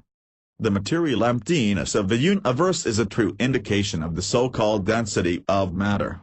What is the density of the molecule? A molecule is composed of atoms infinitely smaller than itself. Its atoms, however, are not close together. It is no more compact nor dense than the space of the heavens. What is a molecule? Image the Sun, image the Earth, Mars, Mercury, the other planets and their moons, all whirling and circling around the Sun's center to form our solar system. The system is a gigantic sphere. Of what? Of nothing but etheric space. There is no shell to the sphere, it is just ether, conceived as a globe, within which whirl a few comparatively small specks of dust, the Earth and the Sun, for instance. Look up in the air above you. Imagine the outline of a toy balloon without any material except a few specks of invisible dust in the space you image as a globe. That is the density of the universe. It is also as dense as the molecule that is merely an etheric globular space in which atoms, far, far apart, whirl around an etheric center. Is not the density of matter already evaporating so that in it you see no hindrance to making your ideals into realities? If not the molecule, is the atom dense? The atom, like the molecule, has no shell or body. It is merely a spherical system of ether space in which electrons whirl around an etheric center. So far nothing but infinite space and infinite energy in space. In such, what hindrance is there to your ideals and desires coming true? Is it, then, the electron that gives matter its appearance of density? Of course, if the electron were itself of good size and if its own substance were compact, it could give to matter some semblance of material density. What is the size of the electron? Out of paper cut a square-inch surface. Then imagine a tiny paper bag the size of a cubic inch. If this cubic inch box were filled with any one of several, how to turn your desires and ideals into reality. By Brown Landon. Preface: the man who worked out the process. It is unusual, I assume, for a businessman to accept the obligation of writing a foreword to a book of idealism, and any attempt on my part to add to its spiritual content would be vain assumption. But since I know of the phenomenal results of idealizing the process, I can perhaps give some measure of faith and hope to those who have not always succeeded and who now doubt the possibility of making their ideals become realities. My certainty of the results of this process bases itself upon many years' personal contact with the attainments of Brown Landon, upon my own individual and business success in using the process, and upon my intimate acquaintance with the many executives who have with his aid made their ideals come true. Some of these ideals have been of the higher things of life, some of more mundane affairs, such as increasing one's salary from $2,000 or $3,000 a year to $1,000 a month or more by a few weeks' use of the process. Brown Landon, the man, like all of us, has his individual habits and hobbies known only to intimate friends. For instance, he never reads anything idealistic immediately before going to sleep. If I do, he says, my mind reacts and I have unpleasant dreams, but, if I read something weird, my soul reacts and I live the night in a state of high spiritual consciousness. Then there is the passion of cleaning up things. Today, this is most annoying to some of the intimate friends whom he visits, for no sooner is he in the home than he makes for the basement or attic to satisfy his soul's desire to make things clean. It is a passion with him, it was born in him. As a child he would clean up his playroom rather than play with his toys. When but 5 years old he became so angry because the servants would not let him mop the kitchen floors that he ran away from home. Although handicapped in childhood and youth with what most of us consider insurmountable physical handicaps, yet he has lived long, worked much and retains enduring vitality. Those in whose time he first worked, Helen Woolmans, Dr. Adams, Mrs. Eddy, Dr. Stockham and others, have long since passed into the greater life. Yet, today, I know from years of association, he often works 20 hours out of 24 and finds life and the work a joy because he loves both.